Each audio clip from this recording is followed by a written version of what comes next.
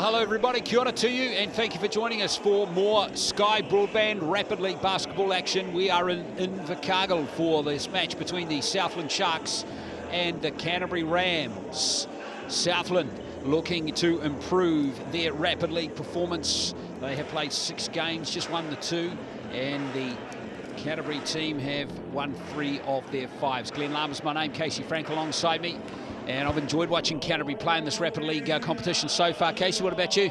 Yeah, they certainly have been one of the teams that have shown they've committed to that youth movement. A lot of young players coming through. Of course, today they will be without one of them as Jonty Bond is out with injury, injured his shoulder in the last game out for the Rapid League against the Otago Nuggets. So missing him, do they still have enough talent to keep their place on the ladder, which is right there at the 5th spot? Exactly, they're right there, aren't they, with 3 wins and 2 losses, although a few teams have 3 wins at Taranaki and Wellington there as well. Nelson remain unbeaten, of course, 5 from 5. There's Southland down near the bottom. They have won 2 of their 6 games, as I mentioned. Manawatu bringing up the rear at the moment. But the Sky Broadband Rapid League, every point counts, so you just got to keep playing. You certainly do. Even in the game earlier today where the Jets lost to the Tuatara, went down 47-14. Those 14 points didn't help. We're hoping for something a little less one-sided in today's match. Exactly. Here's Canterbury here with their last-minute instructions. Let's have a look at their starting 5. Aiden Tonge, Mana Martin, Kaya Isaac, Josh Nicol, and Taki Farrenson. We've got Tonge, Isaac, and Farrenson. All 3 of them very good players. They should be strong right from the start of the game. Absolutely. Kaya Isaac, I think he's got the ability to dominate a game like this. Taki Farrenson as well. And Aiden Tonge with that swiftness of foot down low goes well with his big size. Exactly, and let's have a look at the Southland lineup. Scott Telfer, Matariki Kapia, Riley Snow, Andrew Wheeler, lots of experience there, and Connor Cole. Telfer and Wheeler, I guess, are going to be the guys that'll glue this team together. Well, Wheeler's certainly the leader, but Riley Snow and Connor Cole, I think those are the guys who can actually make it tick. Riley Snow has been great defending the rim in the Rapid League, and his energy on the glass has been something that they've been able to feed off of at times.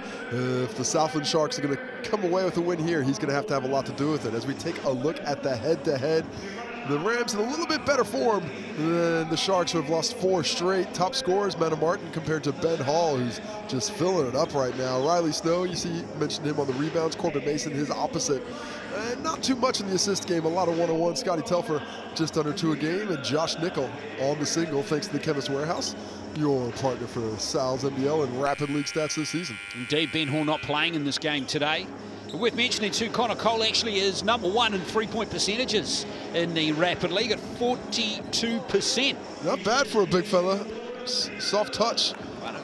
Put maybe a few shots up than the others, but you know, doesn't matter, Casey. It goes in, doesn't it? Hey, that's what efficiency is all about, taking the shots you know you can make.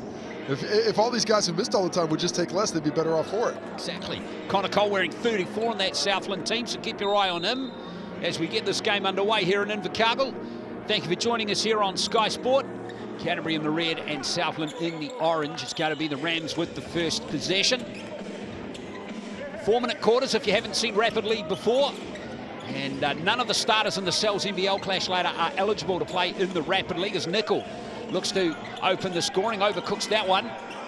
And Tonge with the offensive rebound, going to get a second chance, and then it goes for 2 for the Rams. Good stick to it of the snare to start off the game. Misses a shot, gets his own rebound a couple of times before putting it in. That's the combination of strength and the soft touch that Aiden Tonge has on display. Already a foul by Nicol. Looks a bit mystified. Does to 13, but the referee was right there. Telfer to inbound the ball. Cole. Here is Kapia. Wheeler for Southland. Now Cole. There goes that 3-point shot. Well, laying off him is Josh Nicol. Doesn't need much for that quick release. Nice job by Cole to stay ready. Good delivery by Wheeler.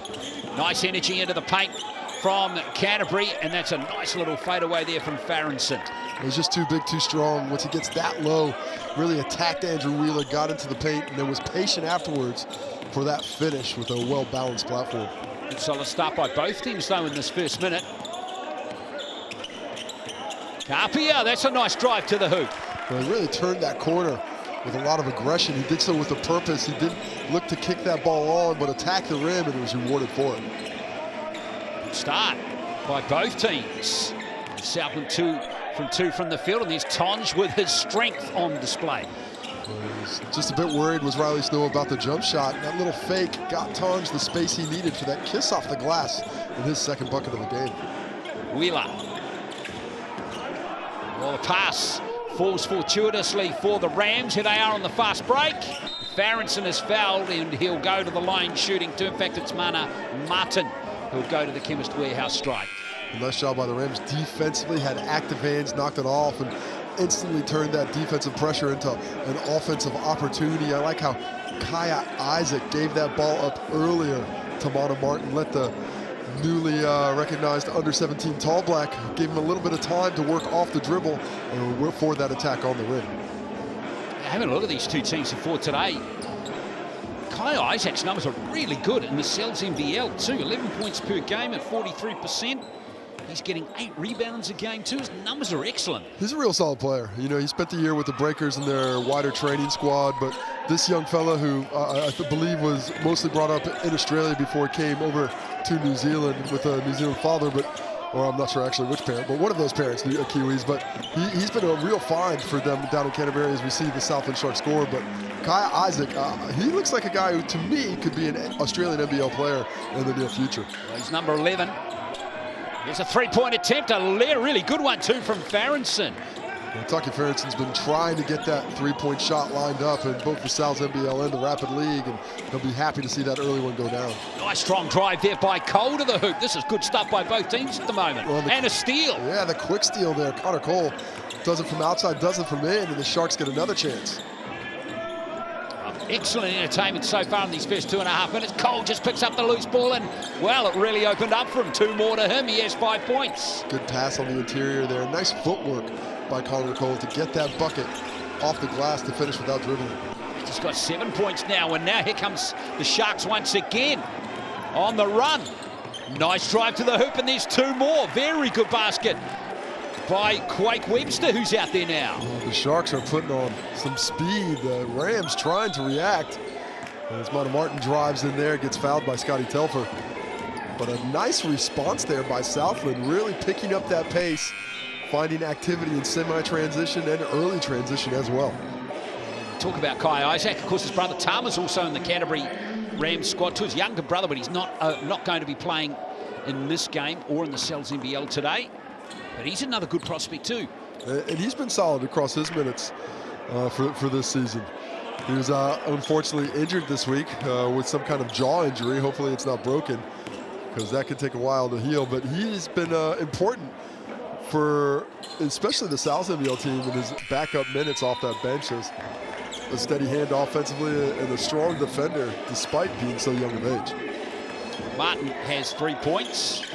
Canterbury shooting at 66%. Southland at 100%, 5 from 5. That's not bad. That's not bad at all. There's Telfer. There's the 3, and it goes in again. And they are on fire at the moment. Perfection. The only problem with it is you haven't missed a shot and you're only up 4. Got to find some defensive stops as well. I think that was Webster again, wasn't it? There's Isaac. That's a sweet shot from the free throw line. Well, he gets that lefty jump shot. Going underneath that screen, give him space from there. That's just about automatic. The Rams keeping pace with a hot Sharks team. Kapia. Now here's Webster. Oh, he's taking steps there. Just took a half travel. Was already thinking his shot up before he got into the move. Needed to be a little bit more patient. Let that screen get there before he attacked. But that won't take away those 2 triples he's got to his name already. Exactly. Quake Webster. For a second whether it was Corey Webster, Ty Webster, but of course no relation. Quake Webster. Sometimes that jump shot looks like it's related. Exactly. I don't know. So here's Canterbury. Pretty much identical split there between the game and the shot clock. So Kai Isaac's going to soak up a few more seconds to end this first period. See what they can fashion up here. The Rams. Isaac, triple team, finds a way, doesn't find a way through. Southland have another chance. Telfer. And It was Webster with a little underhand shot, a little cheeky, but there we are. That's technically the first miss. That is, isn't it? That's why I'm having a laugh. The only shot they missed was that buzzer beater underhand granny shot, just trying on a hope and a prayer. But regardless of that, the Sharks take a 16-14 lead after that first quarter and did so with some fantastic pace. You mentioned the shooting. They are 7 for 8 from the field. Not bad at all. The Rams 5 for 8 themselves. The rebounds, not a lot of them. Just the 2 rebounds total in this ball game have been collected. But what's really impressive, 4 assists per squad. Both teams dishing that ball well. And speaking about dish, you can dish yourself a slice of pizza if you're a bit famished right now. Exactly. For 40 bucks, just scan the QR code, folks. And get into the large Brooklyn. What is on the Brooklyn, Casey? You know everything about sauce. You got the meatball, you got the sausage. It's the mix of the Italiano meats. Fantastic. Fantastic pizza. And it's, you know, it's from Brooklyn, which is on the end of Long Island, which is pretty good too. Exactly right. Well, what a great start here, 16-14. Connor Cole with 7 points. He's the leading scorer in the game. Farrington with 5. Tonge with 4. 2 strong moves inside by Aiden Tonge. And it's game on here between these 2 teams here in the Sky Broadband Rapid League. Second quarter. Webster gets the ball from Cole. I wonder which team's going to play a little bit of defense to start things off here. Is it just going to be offensive flowing all night long? I'm not going to complain if it's that, as Isaac steals it there. Now here come the Rams through Martin. And there's Nickel. Oh, he's smashed by Cole. So he'll go to the line to shoot a couple. Excellent job by Josh Nickel there, cutting through in transition. Martin got a little bit stuck coming in, pulled that handle out after his driving lane got cut off, and that cut from the weak side, Josh Nickel lost his defender, ends up getting fouled, and a couple of shots from the Chemist Warehouse stripe coming up. Nickel has been scoring 5 points per game in these Rapid League games. This is his 5th. He's a very versatile player, got a lot of strength, most certainly, but also the soft touch, especially from beyond the arc.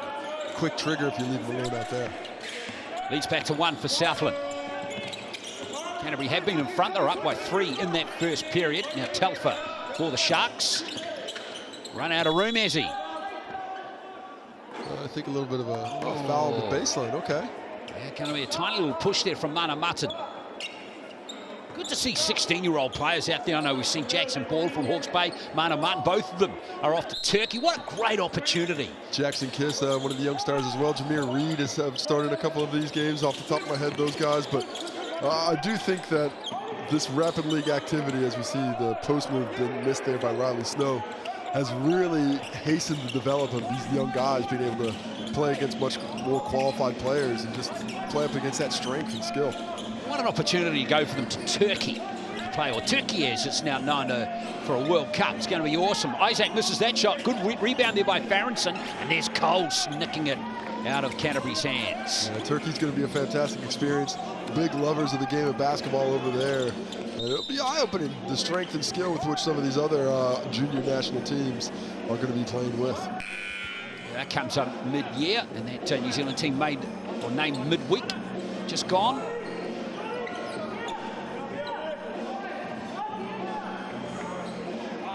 The scoring slowed down precipitously. It has. Here in the second we've had quarter. just the 1 basket, haven't we, in this quarter? Yeah. Here's Wheeler back to Telfer. Now gives it to Cole. He's going to use his strength.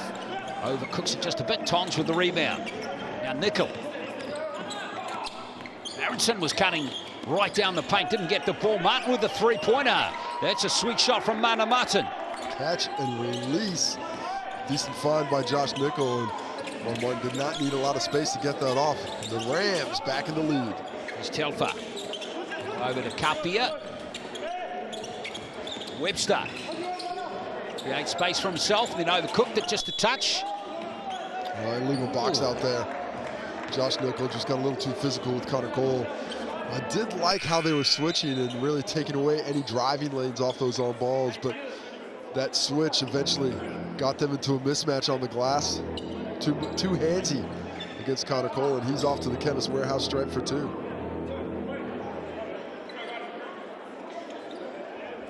Cole has been in Southland squad for a while.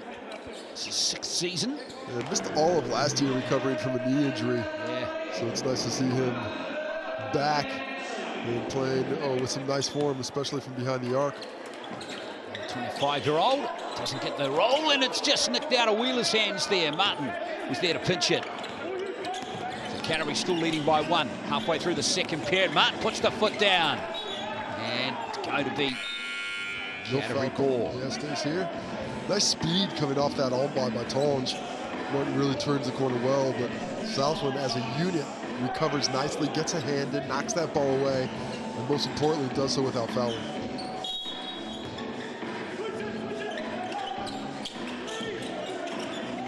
Martin looking for someone to pass to, and he found someone with an orange jumper, and it was Kapia.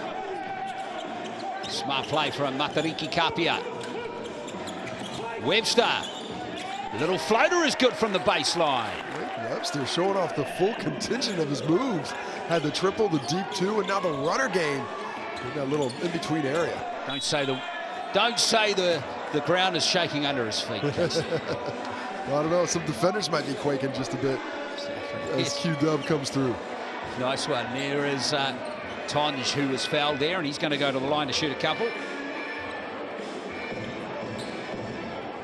course, he's pretty experienced 3x3 player now, isn't he? And just returned from overseas. He's already had experience for New Zealand and Japan, China, Israel. Yeah, I think it was the Asia Cup just 21 returned from. Young player, and he's really worked on getting himself into shape. I think 3x3 has certainly helped with that. He's shedded a few kilos and is much lighter on his feet because of it, but hasn't lost any of his strength, which is certainly one of the attributes he needs to keep around. Here's Cole going for another 3. Misses that one, and Nichols got the rebound. It's Canterbury by 1 with 1:30 left in the 2nd period. Hope you're enjoying the Sky Broadband Rapid League game here between these two sides as Martin tries to nail another 3, and that's excellent play by Farrenson. He's got 2 more. Well, nice job by Farrenson, but Aiden Tonge is the one who created that by getting a hand on it, knocking his way. Farrenson, right place, right time. But that's collective hustle. The Rams not giving up on it. 3-point game now for the Rams. Webster. Yes, good ball from Webster. And Cole couldn't nail it, but there's Kapia on the weak side. Webster, confident shot feeling it beyond the 3-point line. Quake Webster up to 10 points now. On fire. Two shots from behind the arc. He's really showing off his range nicely. Southland still shooting in the mid-60s. Farrenson gives it to Martin. Martin is fouled there. Andrew Wheeler just pulls out the butcher knife. Gets to hacking.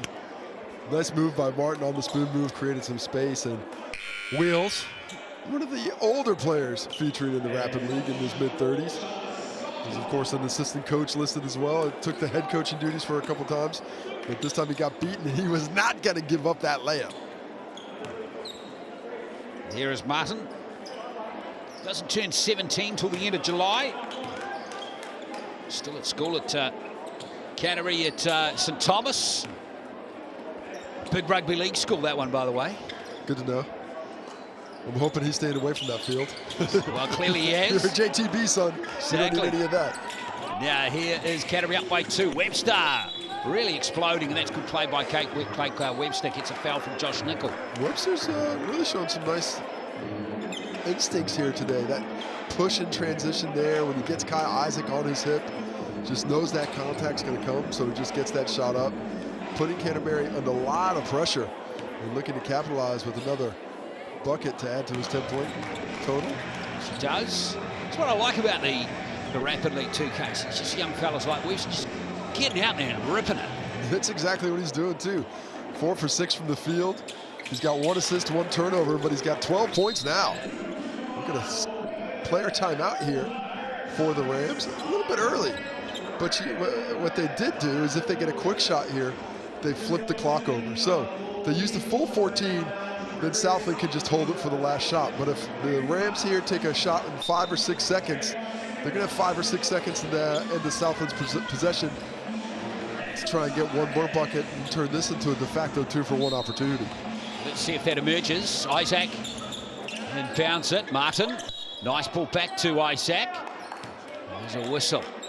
It's going to be a foul against one of the Southland players, number 13, Matariki Kapia. Well, there goes that 2-for-1 opportunity. It became even easier. A couple of free throws for Kaya Isaac. And now let's see if the Southland Sharks don't try and flip the clock while using their timeout early. Isaac has been really allowing the game to come to him here in this first half. Hasn't put a lot of emphasis on his own scoring wares, but instead trying to get the teammates involved, especially in transition. This is the second. And here's Webster. Oh, great pass. Good ball from Kapia. Right. To me, that looked a little bit early, but I like the pressure they put on the rim, and he backed himself, and why not when you get the bucket? More than likely, last opportunity for the Rams, but some defense by Quake Webster going to make that difficult. Kapia now has 4 points. Now Isaac, 10 seconds out from halftime. Nickel right out on the left-hand side, but Isaac is going to put a move here on Cole. That was a tough shot. Oh, I tell you what, that was brilliantly done by Farrington to get that one in. Is it going to count? I think that was Tonge in the end, or was it Farrington? Couldn't see, but yeah, Farrington 23. Not quite sure who it was. Nice step through here by Kaya Isaac with the step through, and then, oh, you're right, it was 23 there. So nice job as a unit to get that.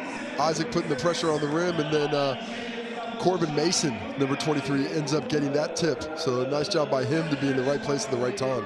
Mason has 4 points, so it is going to be a count at 27-26 at halftime. Good work by Mason. So looking at some of these halftime stats, Mana Martin leading the scoring for Canterbury at 8 points. Canterbury shooting at 50%, 66% from beyond the arc. And they've got 10 rebounds. Tonge has 3 of them. And Mason actually has 4 rebounds as well. And that rebound is the big discrepancy between these two teams. Southland's uber efficient, shooting 62% from the field and 58% from inside, but out-rebounded 10-5 as we take a look at the leading scorers. Quake Webster above everybody with those 12. Connor Cole backs him up nicely with 8. Mana Martin, Aiden Tonge, Taki Farrington all having a bit to do for the Rams. And there's those rebounds, just 5 as a team for the Sharks, all spread out, everybody with 1. Mason and Tonge, 4 and 3 respectively. Taking us to the assists. Who's passing that basketball? A lot of passing for Southland. This was one of the more impressive areas of their game. 7 assists on 10 buckets for the Sharks, passing that thing around. Not too far behind are the Rams at 6. We get the steals. Neither team too active. 3. Oh, blocks first. Sorry, Scotty Telfer. The lone block in the game with 1. And before we get to the steals, 3 for Southland in totality. Then 2 for the Rams. 1 apiece for Farrington and Isaac. Kapia with 2. Well, the Sharks can't really shoot the ball much better than this. They certainly like their shot profile. Just 4 shots from outside. They've made 3 of them for a 75% tilt. But it's the fouls for the Sharks. They've sent the Rams to the line 12 times, of which they've made 9. Only had 4 trips themselves. So if the Sharks are able to take away those fouls while rebounding the basketball, they've got a great chance to get this win. But if the Rams continue to impose themselves physically in this game, work their way to the line, control the glass, they're going to get this one going away. Third period now with Canterbury up by 1, 27-26.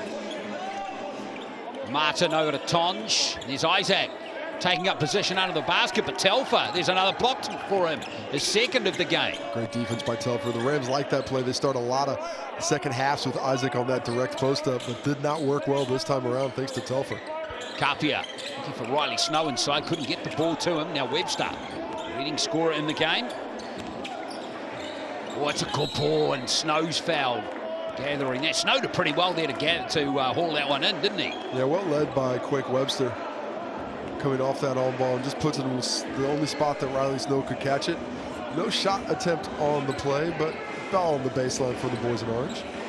Worth mentioning again, Quake Webster wasn't a starter in this game either. Well, he's come off the bench and produced. Nailed it. You never know when opportunity knocks. Tonge didn't produce the inbound pass though there, did he? Here's Martin on the run, and a nice basket for Canterbury, and they ease out to a 3-point lead. Mana and Corbin Mason running the well nicely there. Perfect steal by Tonge to kick things off, and then the transition bucket comes with ease. Mason up to 6 points. He's having a good game. the only bench player. Now Cole in the post trying to work on Mason. And Mason's got it. Connor Cole wanted that foul, does not get it. The Rams do a decent job of staying upright and using verticality to defend. Isaac. Martin. Here's the three-pointer from Mason. Oh, Tonj. Was that a pass or a shot, Casey? Aiden Tonj is Johnny on the spot either way. Right place, right time. Another bucket for Tonj, who's doing all the dirty work. 8 points to go along with 4 rebounds. What about that three-pointer from Cole? That was a much-needed basket, because prior to that, Canterbury were up by 5, which was the biggest lead of the game. Now Nickel. Mason. Looking a little hesitant on this play as Isaac pulls up and then buries one from the Chemist Warehouse free throw line. He's got a lot of Rick Brunson in this game for me. A lot of Jalen Brunson to me. You know, the way he comes off with that little lefty at that free throw line, the toughness of the shot, it reminds me of him a bit as we see Cole again to the cup. Yeah, Cole, another strong move. He has 10 points in the game now. Isaac, nice play. That was clever. That is just Brunson all the way. That is the same jump stop. That same physicality. He's got a bit more size, but you love to see Kai Isaac take it over. And both teams trading baskets here in the third. Telfer. Canterbury up by 4. Webster again. Oh, great shooting again from Quake Webster. 14 for him. Pure as the driven snow. 5 for 7 from the field. He only misses if he wants to. Now Mason wide open for a 3. Tonj with the rebound. Dominating the offensive glass is Aiden Tonj. His 5th rebound, 4th on the offensive end. And it's pinched by Canterbury again. Mason picking up the loose ball. Rams need to get a higher quality shot here. They've missed a few jump shots, but need to penetrate this defense a bit. Isaac posting up and pulls up and gets the roll off the rim for another 2 points. That's such a soft touch. I love the way he spins away from the double team, even though he's shooting with left, easier to block, but the soft touch on display there. Snow. Well, that's off his leg. Good call. Well done by Josh Nickel. That's the strength of the young man inside. Riley Snow, great position, but he brings that ball down. You got, as a big fella, when you got size advantage on whoever's guarding you, keep it up, keep those chin that basketball, keep it high. They can't lock it out. He brings it down, ends up being a turnover and a chance for the Rams to add to this 4-point lead. Yeah, if they can get a bucket here. 7-point lead will be very handy. Nickel going for a 3-pointer. Southland through Connor Cole have a chance. 30 seconds to play in this third period. Here's Telfer. 2-for-1 opportunity if they go really fast, and Connor Cole does. Short with that one. And Isaac. Lovely hands again from Kyle. Isaac gets the foul off Connor Cole. Basket won't count. Isaac will go to the Chemist Warehouse strike. Kyle Isaac has been so active here in the third quarter, really imposing himself on the game. He's got 9 points now, 2 rebounds. Gets his hands in for the steal there. Had an opportunity here to maybe toss it up to Farrington, but instead takes that whistle from Cole on that little reverse free throw or reverse layup attempt, and off to the Chemist Warehouse stripe for 2. It's the first one. Important free throws here for Kaya Isaac. And yes, 6-point lead now. Biggest of the game for Canterbury. Now Southland, one more chance here for them in this third period. Wheeler back to Webster. Trying to work off Snow. Webster for 3. He's astray now. 7 seconds here. Tonj has it. Isaac. Good hands. There's a 3-pointer from Martin. It's not going to drop, and that will end the third period with a good margin for Canterbury, 39-33. The Rams have just really taken over in those middle 2 quarters and finished both quarters really nicely. 13-10 in that second quarter and 12-7 in this third quarter. Each consecutive quarter, they're really turning the clamps on the Sharks and just making it a little bit more difficult for them to score.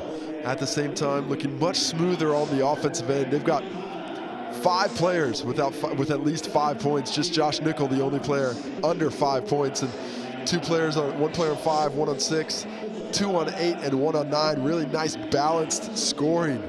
And conversely, the Sharks, it's two-way traffic. They got to get the ball to Connor Cole, who's got 13 points, 2 of 4 from deep, or to Quake Webster, who's at 14 on 5 for 8 overall.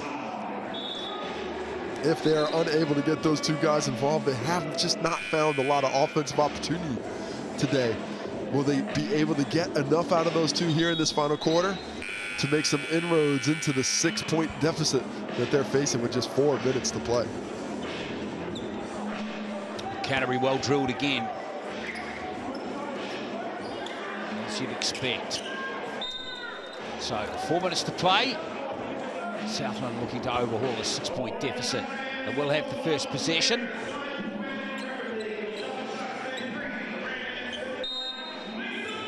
Webster, or rather Wheeler to inbound it to Webster.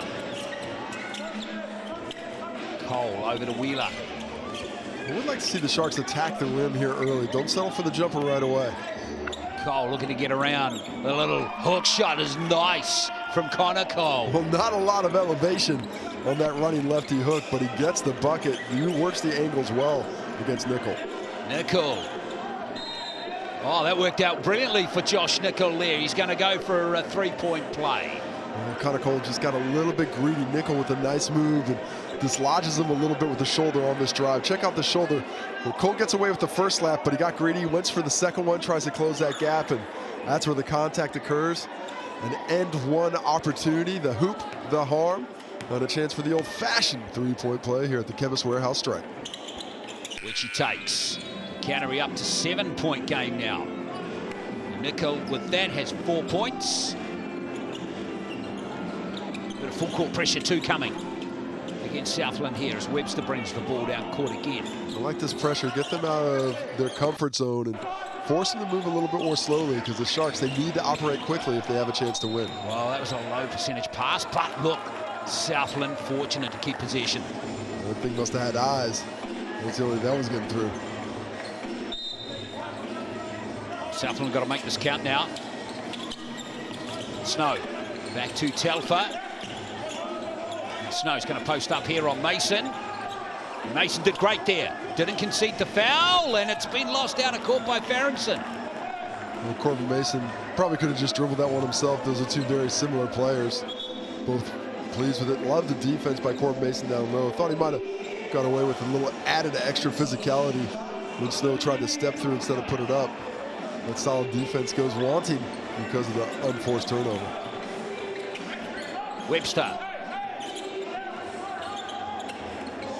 Carpia for 3. This is an Isaac's got it. Here's Tonch. Big hook pass out to Martin. Tonch has been dispossessed by Snow, and here comes Carpia. 2:45 to play. Cole. Now Carpia. Telfer, step back 3-pointer. Not going to get it, and Isaac's got the ball again. Southland just looking a little hesitant there on offense now as Martin looks to hurt them, and he does. You can see the difference in shot quality between the two teams. The Rams penetrate the defense first, cause it to collapse before they get open looks.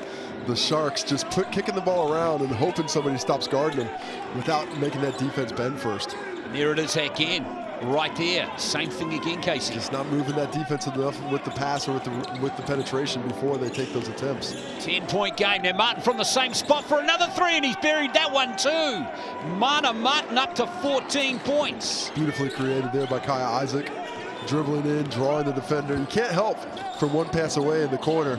It's got to be the weak side help. The Sharks don't stick to that rule. Give up back-to-back triples. Canterbury on a big run here. They're on a 9-0 run, which ends finally from Carpia. It's 48-37, but it's a big lead here for Canterbury. Yeah, with just 1:36 left in this ball game, the Rams just really want to work that clock, make sure it's down to 1, 2, 3 seconds before they get the shot up. Unless it's this open, then you let it fly. Mason for 3, doesn't nail it. Telfer with the rebound. This is a very good quarter, though, from Canterbury to close the game out. They finished the second quarter and the third quarter really well, and they took that out to same energy came out at the start of the fourth. They've really knuckled down on both ends of the court. As this game's gone along, they've made it more and more difficult for the Rams to score. And up to this point here in the fourth, just 4 points halfway through it. More, really. Yeah, they really look good defensively for sure. And that last defensive possession, the jump ball forced by Kaya Isaac. Possession back to the Rams. Isaac. And, oh, he's just too good. He's going to go for a three-point play to the Chemist Warehouse stripe here, Kaya Isaac. 13 points. Well, this is where you see the levels, the different levels that these guys are playing at. You know, certainly everybody's looking to get to that next level of contributor role in the Southland NBL. Well, Kaya Isaac's already there.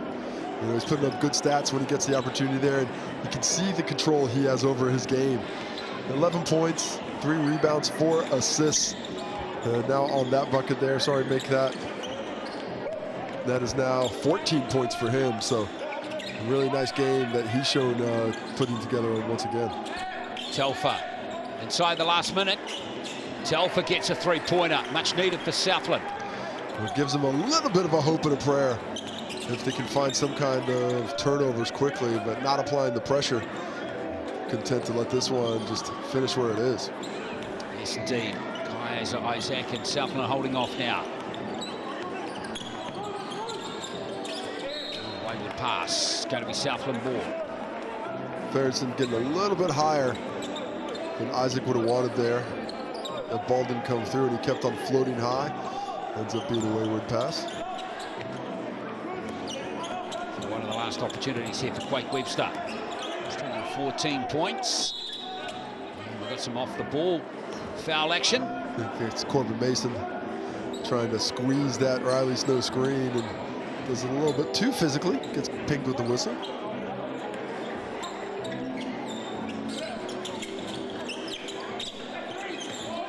Webster going to nail that one, and Mason picks up the ball and lays it off to Farronson. We're going to get the last shot of the game here. As tonight is the first time that a team has scored 50 points in a Rapid League game.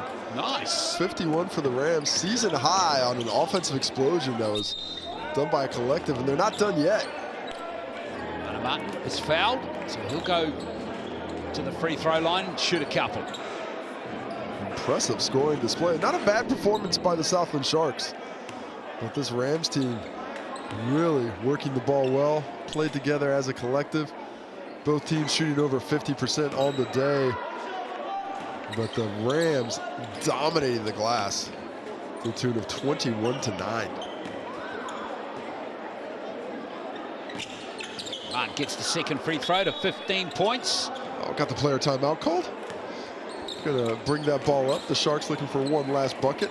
Of course, every bucket in the Sky Broadband Rapid League counts for something, even down 12, because they all get added up into the points for and against in the Southland NBL.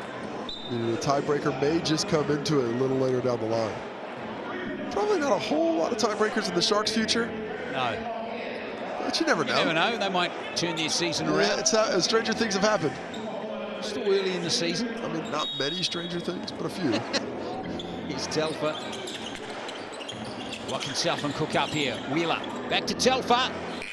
And they're not going to get that bucket. So there is a comfortable win for Canterbury with a very good second half performance in the Sky Broadband Rapid League game. They have taken out the Southland Sharks 52-40. Really good win for them.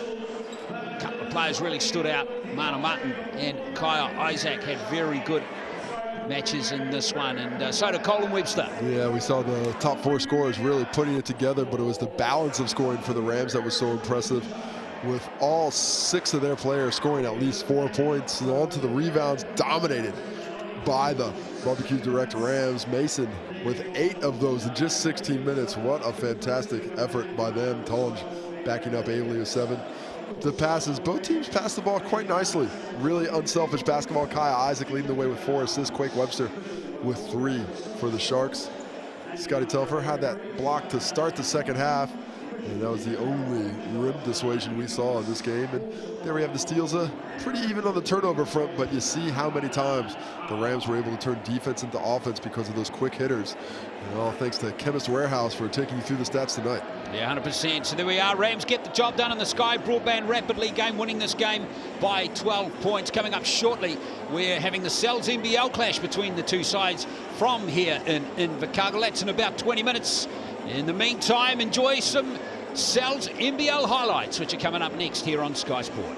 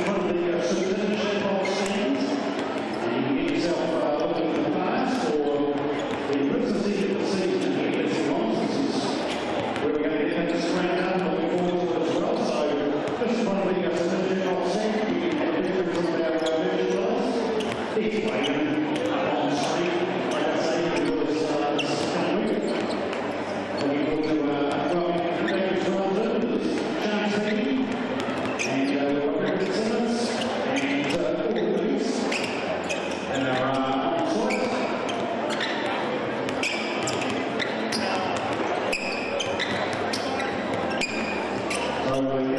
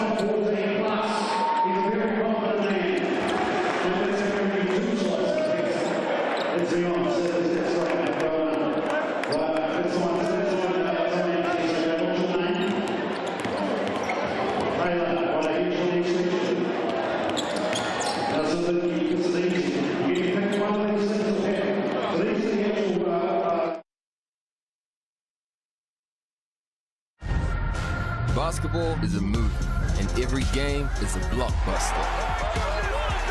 E for exciting, entertainment, energy, and epic. Cells NBL 2024 is rated E.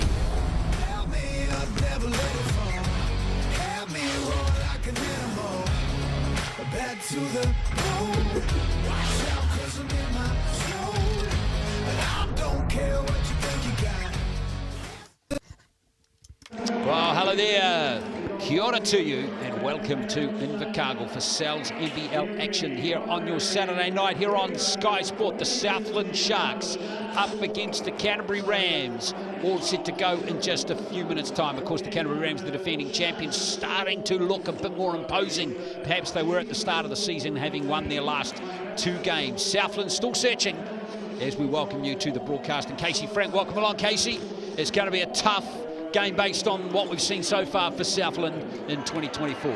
Well, it's a pleasure to be here. I hope it's a pleasure to watch. The Sharks need to lift things up a level. They have not been able to pull together a full 40-minute performance as of yet. They're hoping coming back to the home court with the Rams in their second of a doubleheader this round will give them just enough to sneak onto that winning scoreboard.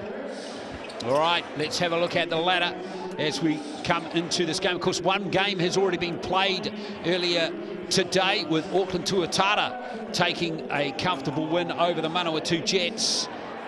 And that has kept the Tuatara up the top of the table. And already we're starting to see some teams kind of flex their muscles, like the Tuatara. Taranaki had a good win last night. And who are the other teams impressing you at the moment? Certainly the Wellington Saints sitting there at the top of the schedule right now. The Canterbury Rams, they're right on the cusp. And, of course, the Franklin Bulls, who were undefeated before losing to the Tuatara to finish the last round. But we are starting to separate some of the wheat from the chaff. You see those bottom three teams, the Five, the Jets, the Sharks. They're going to struggle to get back into things and capture the ladder position of these top 8 squads. Southland, of course, there, played 6 losses. And, yeah, they've got a really big challenge ahead of them as we move into the next kind of part of the season. All right, let's have a look at the matches to come. We've got a game, 2 games in fact coming tomorrow. Pukokoi and Nelson, Franklin Bulls, Tauranga Whai, who are looking to bounce back from that loss last night to the who did they lose to? The Whai lost to the Airs. Yes, yeah, I called that game as well. It all blends. It does. It all, yes, happens. Taranaki is down in Nelson. Let's move on quickly from that. And Hawke's Bay hosting the Tauranga Whai, who've got a busy little period coming up early next week down in Napier. Let's have a look at the starting 5 now as we move through to the Canterbury starting 5. And I don't think there's going to be any surprises here with we've got the MJ list. Walker, KJ Buffin Jr. and Taylor Britt, Walter Brown, and Lachlan Albright, who's been in outstanding form, hasn't he? He's been a beast. Since he's returned from personal tragedy in Australia with the death of his father, he has been absolutely dominating the court. And Coach Judd Flavel will be hoping the same will be happening today. We caught up with him earlier. Let's hear what he had to say.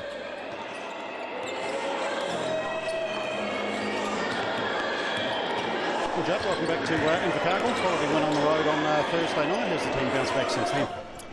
Yeah, I guess got here yesterday and seems like we've been on the road for a while. But you know, any time we get to spend together, especially in these early days, you know, still kind of finding our way together. And but it's been great.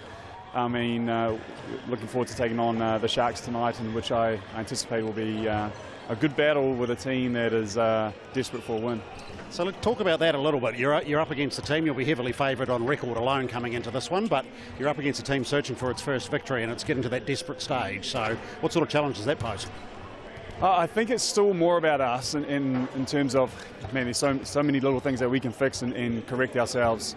But we know that we've got challenges in front of us with Southland, and there's enough people there that can put points on the board and hurt you in different ways. So there's enough challenges there for us defensively, and I want our group to really, I guess, lay our foundation defensively. And if you know, for all good teams, that's kind of where they want to start. But for us, at the other end too, it's just kind of like building every game, every moment together, every possession, and you know, we're still making errors out there that, you know, we look at after the game and we go, hey, you know, these are the things we need to fix. So yeah, overall there's going to be some good challenges. Wish you well, mate. Good luck. Thank you. Jack Fleming, of course, he spent some time in Southland back in the not too distant past, 2016 to 2019 as the head coach here in Invercargill. Good to see the two coaches just catching up there. Guy Malloy, we'll hear from him in just a moment, the Southland Sharks coach. Big job ahead for their starting five in this game. And here it is, no surprise with Vic and Asprey, the new import, and Ben Hall, who's been promoted to start today. Mark Hale Lotz is there, and Callum McRae. Let's hear from Guy Malloy right now.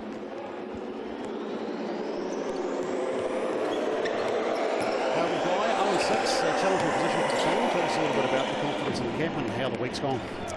Yeah, losing's really tough on everybody, and I think, as I said last week, we're just trying to find small successes we can build on, good 5-minute blocks, good quarters, and try and amplify those things. So you know, the boys are working away really hard given the adversity of it, so just need to see some rewards at some point. The thing about this league, no weeks off though, right? So the job doesn't get any easier tonight against a Canterbury Rams team that was impressive on the road on Thursday night. Yeah, look, they're a very good team, and threats all over the floor, so we'll certainly need to guard well and give ourselves a chance. But I think also we need to control the ball better. Our turnover count's been way too high, so that good shot selection, I mean, those basic things of basketball are just really critical right now. Good stuff, mate. Go well tonight. Thank you. Yeah, they'll certainly need to improve their performance because the stats don't read pretty for Southland at the moment, do they? Real lack of efficiency. I think it is about shot quality and not turning the ball over. They just need to make sure that ball gets moved a couple of times, make the defense bend, because we take a look at the head-to-head. The team last in the league in scoring in the Sharks at 71.8. The second best scoring that's coming into round 5. The first game of the round might have changed things for the Rams. Look at the rebounds, the best rebounding team in the competition, about the 8th field goal percentage. The Sharks are 8th in the competition in field goal percentage. The Rams, I believe, are 3rd. Points in the paint, a big discrepancy there as well, despite how big Cal McRae for the Sharks down low. But Lackey Ulbrich is going to be putting in some work down in the paint. The Sharks have their work cut out for them today. Yeah, they sure do. And one of the players who I'm sure is going to roll his sleeves up like his teammates in that Southland lineup tonight is going to be Scott Telfer. Let's check him out on the player profile.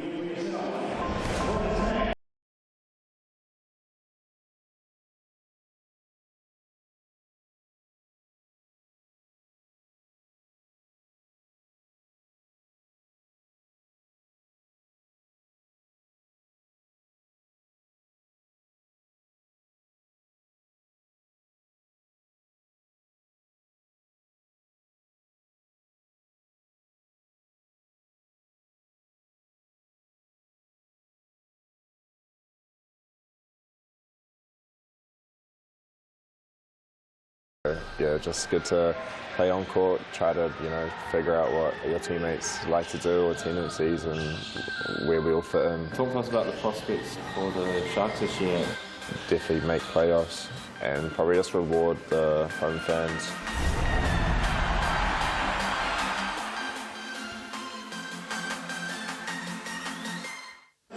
Yeah, Scott Telfer getting 20 minutes a game, averaging 7 points per game at 31% couple of rebounds too.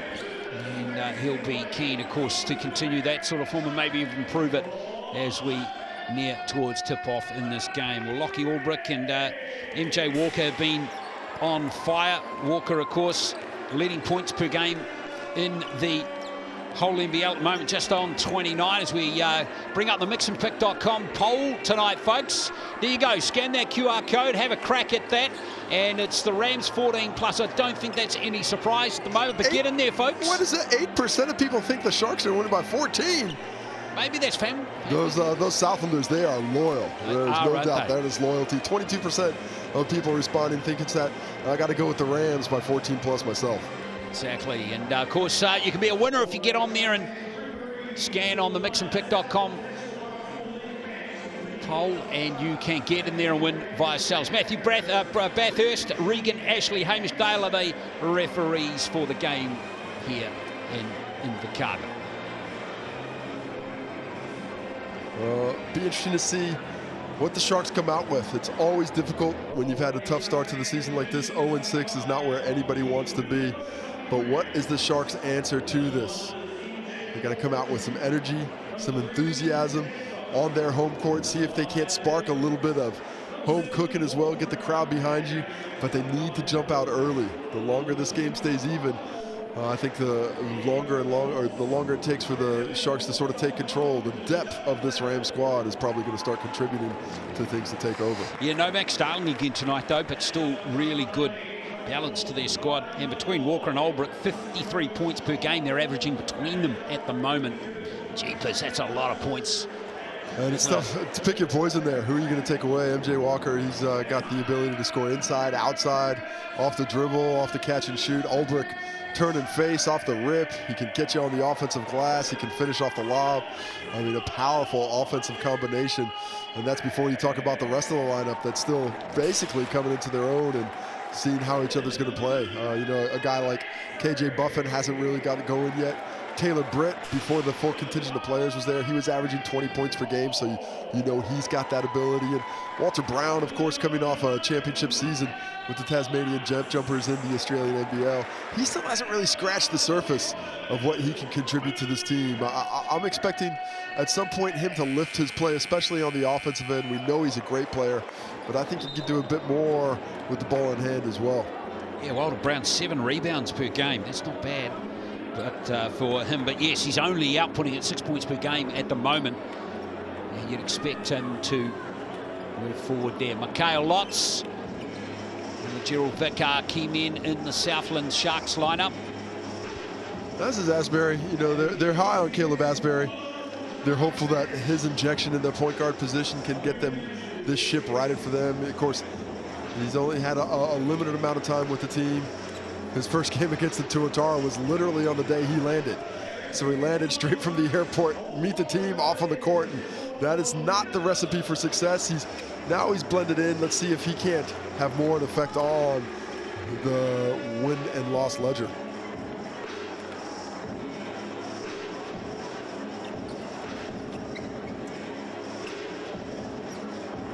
Well, let's get this game on. It's Southland in the orange and it's Canterbury in the white, as we get set for more Cells NBL action. And it's going to be Canterbury with the first ball. Brown has it off the tip from Albrecht. Britt now Walker. Canterbury excellent in their last 2 games. Albrecht straight away going for a 3. And there's the rebound taken by Southland and almost stolen by Walker. Oh, foul on Asbury. Got tied up with KJ Buffin. As Buffin jumped all over that one, Asbury locked into that left arm. Looked like it went off Buffin, but the contact called, not the start the Sharks needed. They got the stop, but instantly turned it over going the other direction.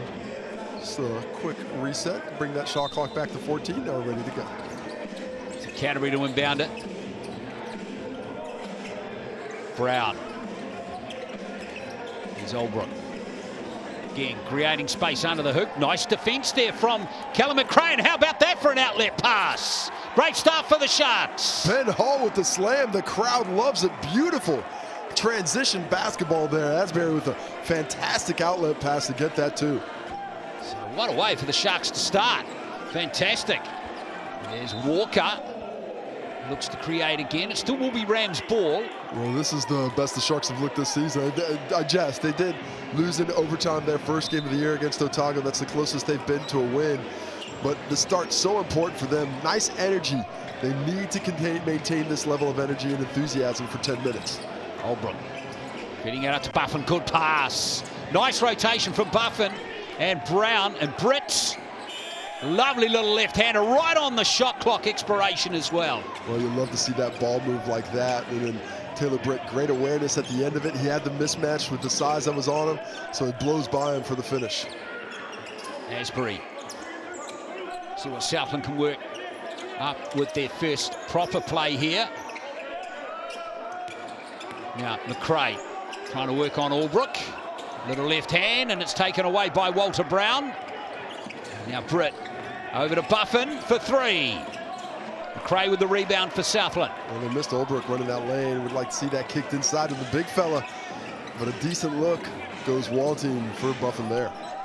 Vic for the Sharks. No room for him down the key there. Now Asbury's got the best here in the Cells NBL for sure, hasn't he? Here he is with his first 2 points. Brody Perry says, hold on a second. I'm going to come knocking with his mullet.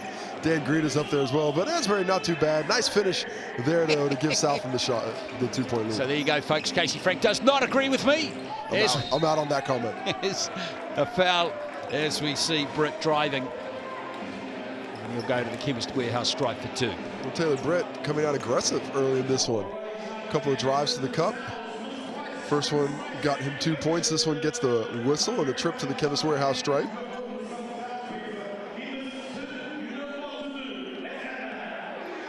Canterbury veteran, isn't he? 8th season at the Rams. So important for what they do. Those first couple of games of the season, he was averaging about 22 points per game. Those averages are down to 15.2, 3.4 rebounds, and 4.6 assists. But that's just because they're not asking him to carry as much of that load. MJ Walker, Lachlan Olbrich, they're back in scoring the basketball. He can become more of a facilitator, put more of his energy to this end of the court, defending guys like LeGerald Vick with the ball in hand. Exactly, and he's got a good free throw percentage as well, with getting his 2 baskets there, as we see Asbury. McRae might put one up from the free throw line. And that was not close, that one, as we see Britt come down court again for the Rams.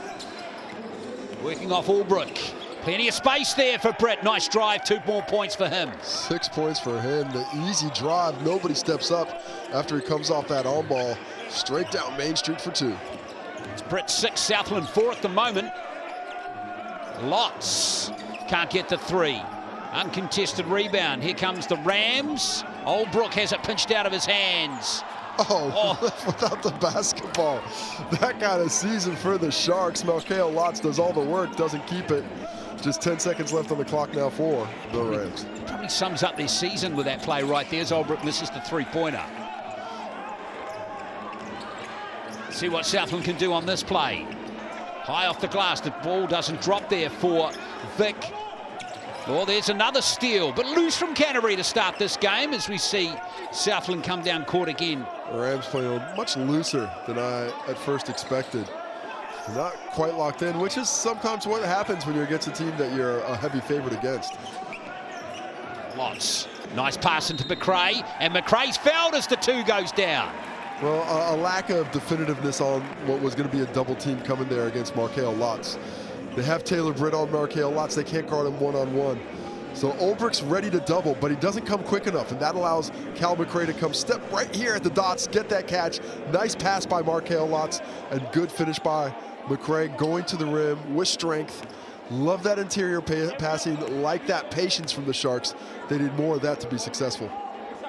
3-point play is good for McRae, and Southland up by 1. 6:26 left in the first quarter. Britt again. He still has all the points for the Rams so far. Albrook created space for himself nicely there. He sure did, with a bit of a left arm fend, but decleats Cal McRae. Not too many guys can get him off his spot, but Albrook did it there. McRae. Britt steals it for Canterbury. Uncontested 3-pointer here, and it's good from Buffin.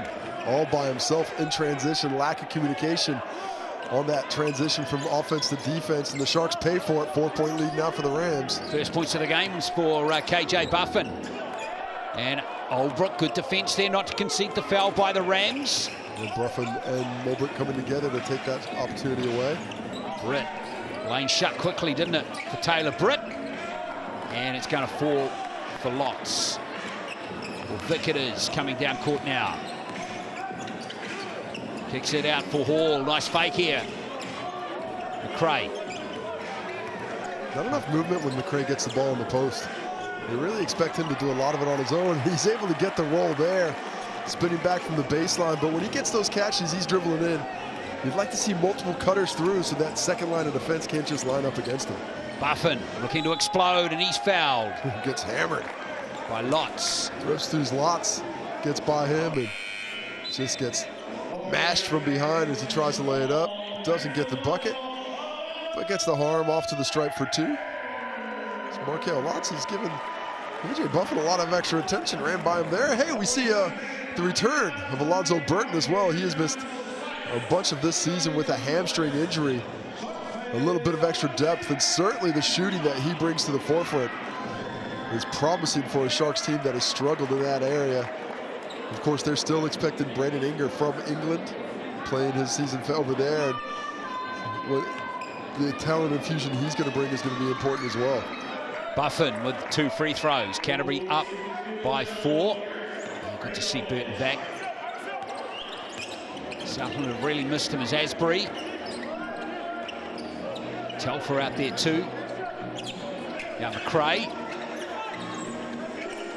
Makes a drive or cut to the basket. McRae puts up the mid-ranger, misses. Now Oldbrook.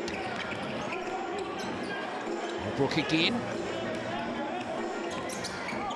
It's Buffin.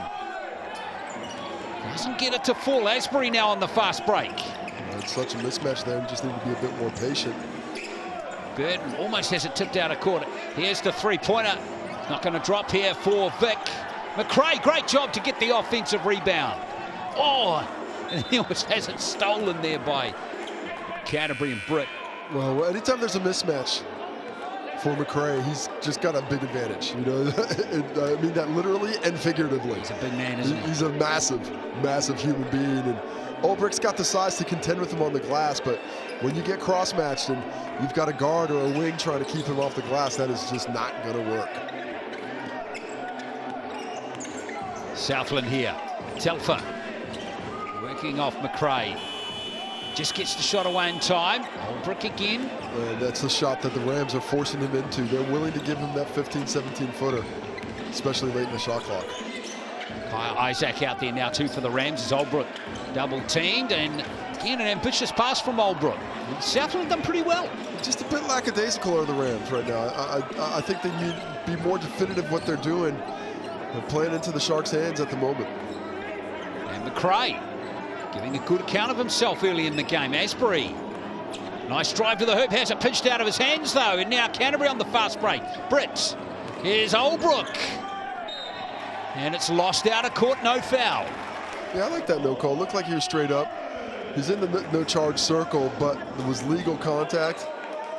Certainly wasn't a blocking foul with the contact there. Looked like he was pretty straight up and down, and Oldbrook frustrated early.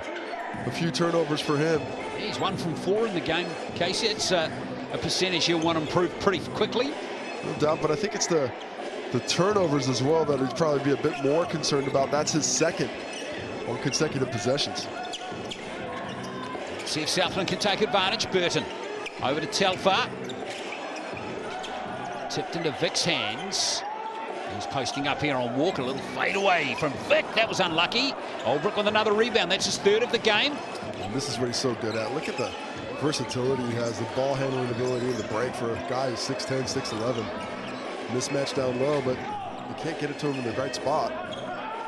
And just keep it inside the court. Again, they can't score. Score remains 13-9. Low scoring quarter of Sal's NBL action so far. Asbury for 3. And it's fallen for Oldbrook. Tonge is out there too now for Canterbury. Nice job boxing out McRae that time before Olbrich came in to give the help on the rebound. First taste of action in the game as Walker goes for three. Canterbury again through Walter Brown, get a second opportunity. Tonge over to Olbrich. Isaac. Reach in foul there by Alonzo Burton. Basket's not going to count for Isaac. Well, the Rams just really spreading things out, attacking that Sharks defense as they get extended out to the perimeter. Nice work on the offensive glass, that second chance opportunity. Giving them another crack at it. And after the foul, this is essentially the third possession of this trip. Neither team feels like they're in rhythm just yet. There's no rhythm out here. There's Isaac. This looks like a bunch of guys in the 50s discovering rock and roll. Walter Brown with that hairstyle, you could probably say straight out of the 50s. That's a bit better there by Walter Brown. Good attack on the rim, showing that swiftness of foot and the athleticism to finish on the other side with the reverse. Who doesn't enjoy watching Walter Brown play? Yeah, that's right, no one. That's a nice basket right there from Mikhail Lotz. A nice good low post position, straight up with the left hand and using his strength to his advantage on that post up against Walter Brown. Buffin back to Tonge. Walker's been a little quiet in the game so far. There's Isaac, plenty of energy from him. From the bench, and I think that's come off Burton. It should be Canterbury ball. It is. Yeah, the Rams still playing out there like Callum McRae still out there. When the big fella's not out there to block shots, the Sharks' rim protection really takes a drop. You can be a bit more aggressive on the rim, like that play there by Walter Brown. Yeah, that was almost too easy, wasn't it? Brown with back-to-back baskets. He has 4 points. Yeah, just missed that defensively. Let him get that cut. Not enough ball pressure. Makes it that much easier. Now a 6-point lead as the Rams starting to gain control. Biggest lead of the game so far. But it is a low-scoring quarter. All stolen by Brown. Well anticipated by the tall black buff. And back to Brown. And Brown gets 2 more points. He's on a nice little run at the moment. Well, beautiful anticipation. 6 straight for Walter Brown. But the anticipation in that passing lane creates the opportunity, gives it up early, gets it back, loves the unselfish play. All of a sudden, Canterbury out to an 8-point lead. Telfer for 3 from the corner. Can't nail it. And when was the last time? Not enough on the rim. Markel Let's got that post position, easy bucket, but settling for jumpers now. Oh, Buffin. Yeah, too strong through Lots. And you're right, they're really missing Callum McRae out there at the moment. Yeah, it's just become that much easier to attack the rim. That back line of defense has suffered since he's checked out. Now a 10-point lead. Sharks really need to close strong here to give themselves some hope. Last play of the first quarter. It's a 7-0 run for Canterbury at the moment. Here's Telfer. Gets the foul out of the Canterbury defense. A good foul there. That was on the pass. Just the second foul of the quarter on Canterbury, so that takes away the shooting position. And actually, the Rams have another foul to give. If they're smart here, the ball gets in a second and a half in, they can just get pinged for another one and take away that shooting opportunity. Here we see Tonge a bit out of position, uses the body to foul. The basket doesn't fall there from Hall, so it's going to be a 21-11 scoreline at the end of the first quarter. It's a 10-point game. Second quarter coming up shortly.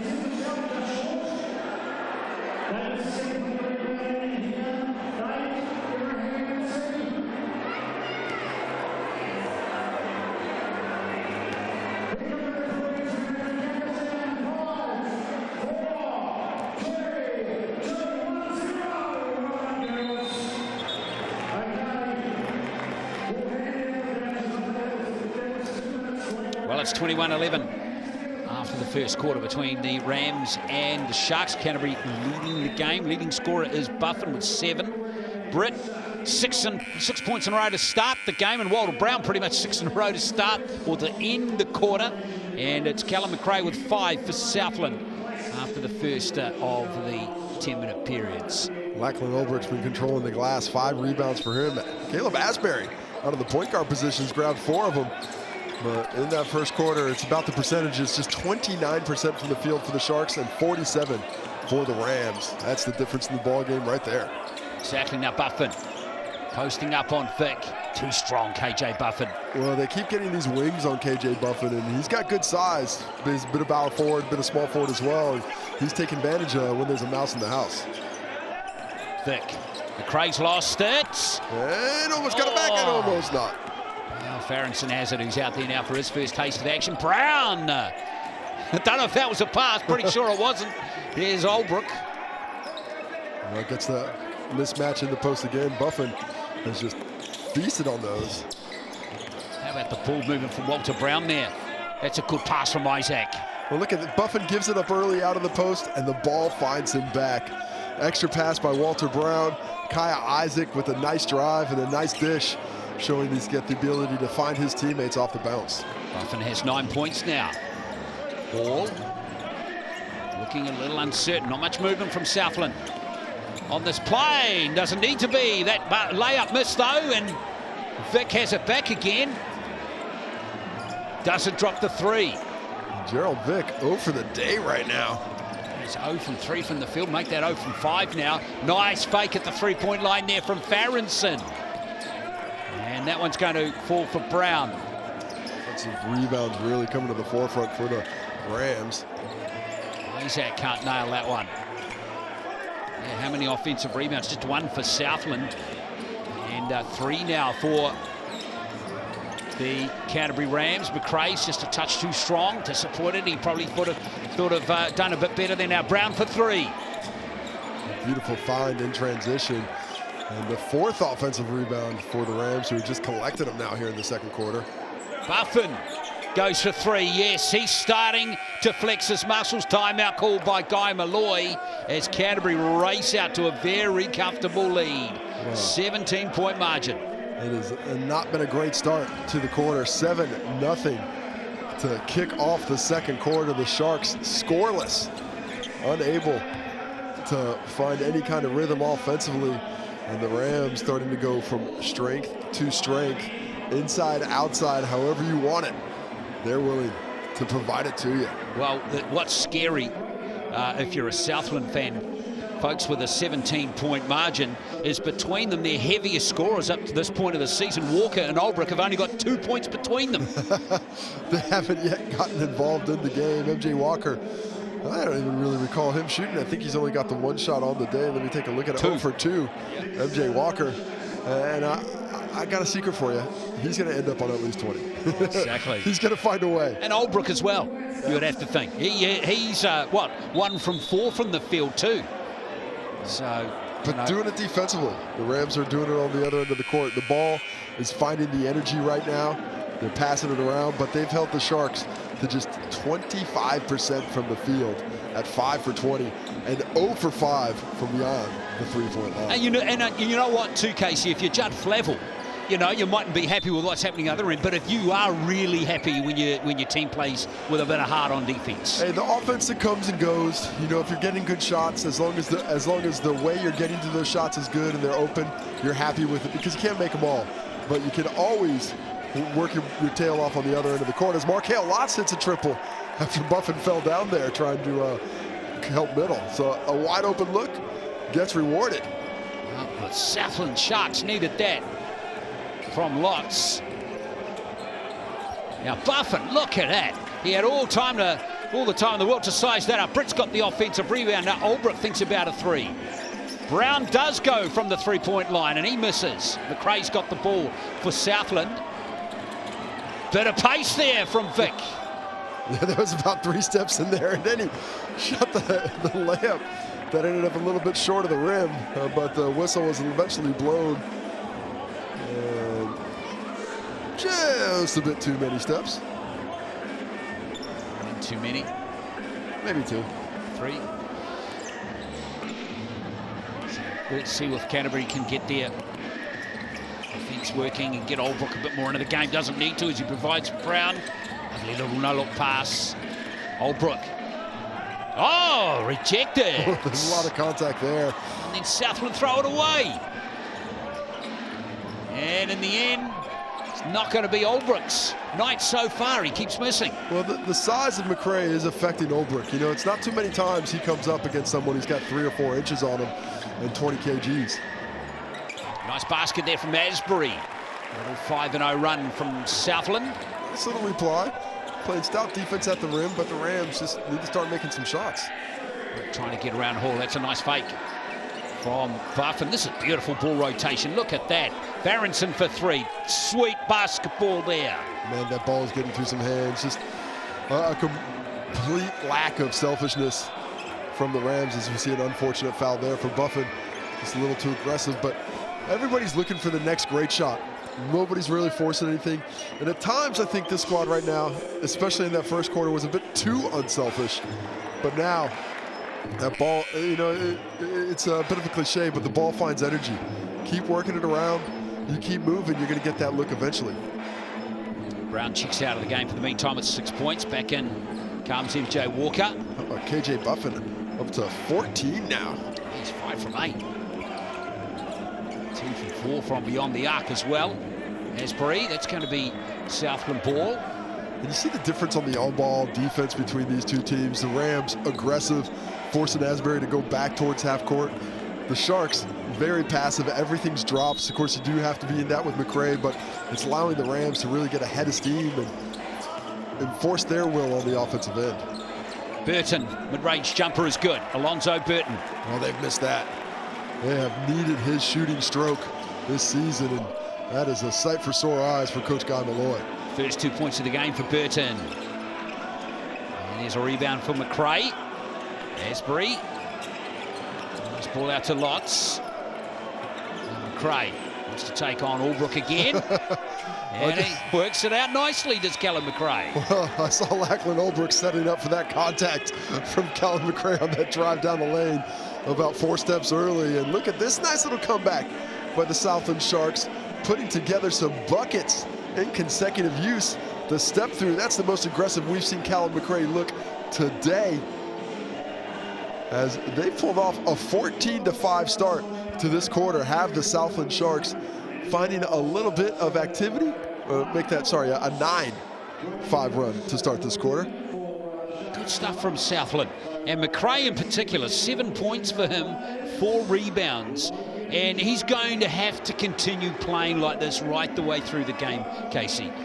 Yeah, I just want to see him get his confidence up. You know, he's shot a couple of those 15-footers late in the shot clock. They forced in his hands, and not the shot that he's looking for. I think at times when you're struggling like this as a team, you want to you feel bad every time you miss a shot. You're like, oh, I've let the squad down. But as long as the process is good, as long as the shots that you're getting are good, you should feel confident about it.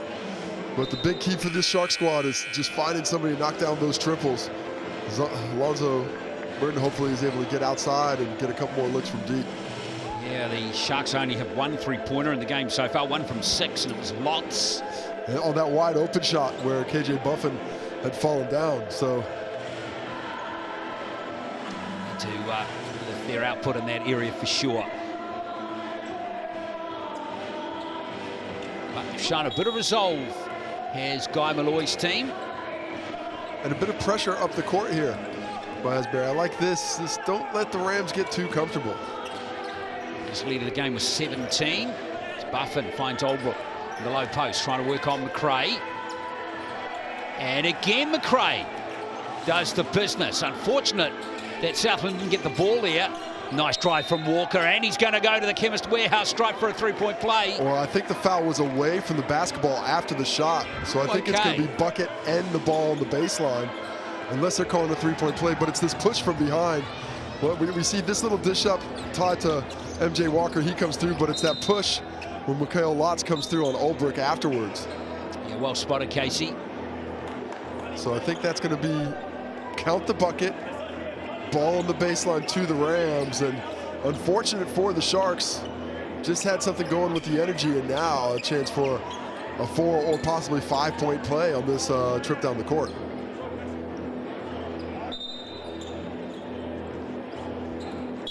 Got the 14 seconds on the shot clock, and we're ready to go. Britt to inbound it. Oh, that's a nice play. Yeah, Walker. Nice little tip. McRae can't get the ball back though. And here's another chance for Canterbury.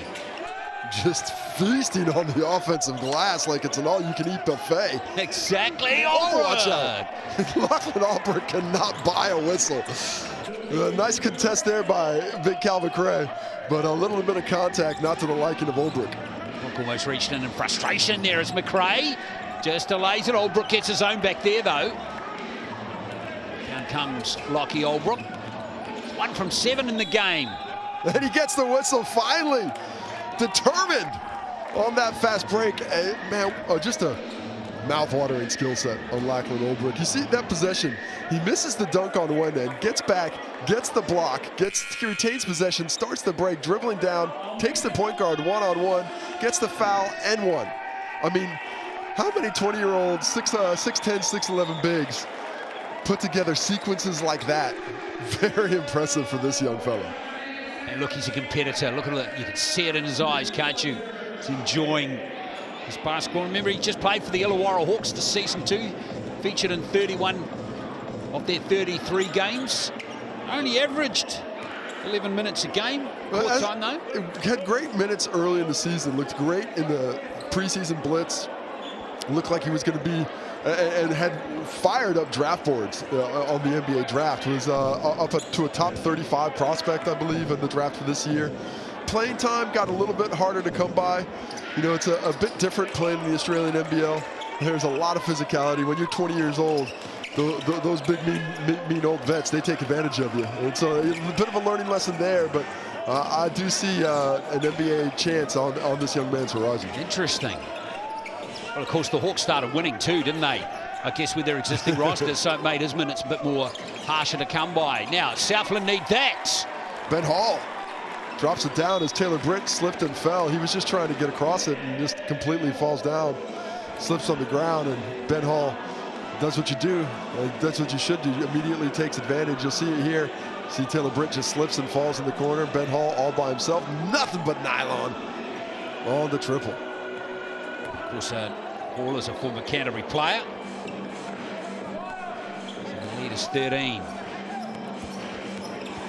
Britt. Albrecht again. Now up to 4 points in the game. Britt, good pass. Lovely play from Canterbury. Well, movement without the basketball. KJ Buffin takes that backdoor cut as Markel Lotz is watching the ball and gets the easy bucket because of it. 16 points now for Buffin in the game.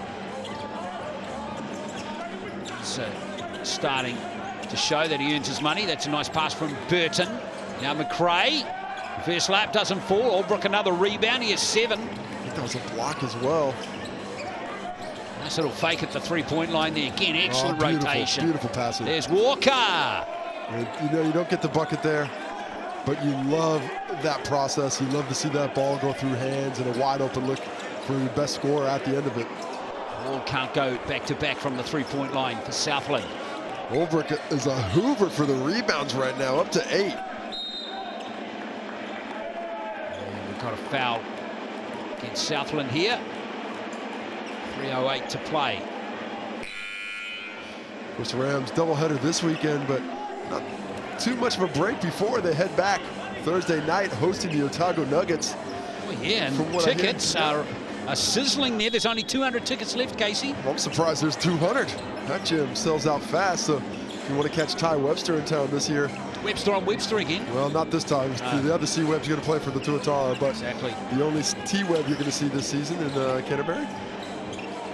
Well, that's a tough shot there from Walker. I always like the Webster versus Webster lineup and matchups. It does good. Well, you know, maybe against the Southland team when they come through, they got to quake Webster. Exactly. He played well in that Rapid League game earlier today.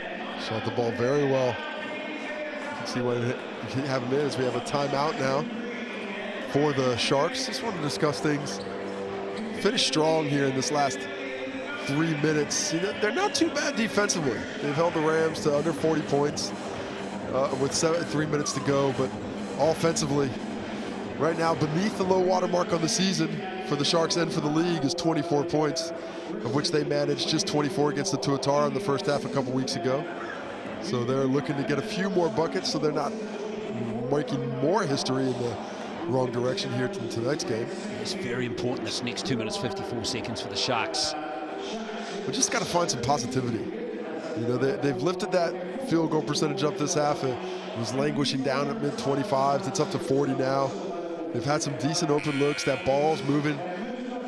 You see a little bit of energy, a bit more backbone being shown on the defensive end as well. Some promising signs, but despite all that, still down 15. And that's largely because KJ Buffin's having a very good game. 16 points, shooting at 60%. 2 from 5 from beyond the arc. He's chimed in with 4 rebounds as well. And he's lured 3 fouls on himself as well. So Buffin is proving the main threat, the number 3 here for Canterbury.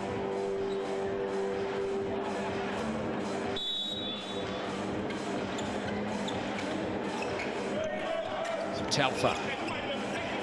Brown checks back into the game. Lots. Burton over to Hall. Lots again. Telfer marked closely by Brown. Shot clock down to 5 seconds. Hall for 3. And there's a rebound for Tonge. Now Britt. Brown. He's having a very good game. Tonge. Walker pulls up for a 3-pointer. Got no luck today. Walker still only has 2 points, 1 from 8 from the field. Yeah, he's gotten good looks at it. These rims, the iron just a bit unkind to the shooting guard. Lots off target. Well, it falls kindly there for Burton. McRae. Oh, that came off Brown. I reckon he touched that. It certainly did. Southland very lucky there. Well, always better to be lucky than good. Don't know about that, Chris. Well, you know, the other thing is you make your own luck, especially on the basketball court, with a bit of grit, bit of determination, bit of hustle. Lots over to Burton. Lots want to get it to McRae again, don't they? He's going to post up here on.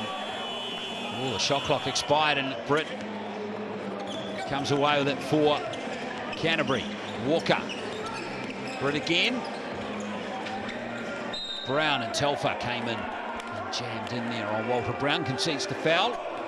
Well, good closeout there by Telfer. Took away that initial driving angle, and Scott Telfer arguing for the charge. Just take a look at this drive by Taylor Britt. You see, he stops him there, but the ball was already on the floor. Got the hands in as he tried to change direction, and that's what gets him pinged with the whistle. But just the 3rd foul on the Sharks here in the 2nd quarter. Britt trying to work away on Hall. It's the mid-range jumper. There's McRae with a rebound. And this rim down on this end is rock hard. Isn't it? They're not getting any rolls. Telfer.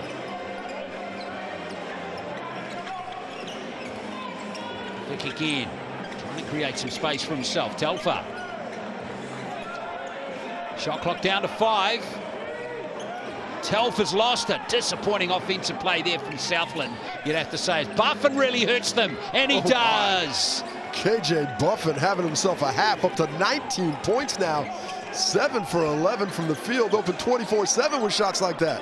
18-point margin as McRae gets the foul. Well, before the shot, foul called on the floor. KJ Buffin sniffing out a 40-piece with 19 at the half. Simply, it was Buffin who will sit down actually on 2 fouls. Gonna put him to the bench. He's got 19, Juddy. Let us talk about something, Coach Judd Flavel. Judd Flavel, you know what he's like. He always makes things hard on me. He does, but he, you know, it's all about the win at the end of the day. Takes no chances. Definitely not. Vic to inbound it for Southland. Craig. Back to Vic. 45 seconds left in the half. Vic for 3.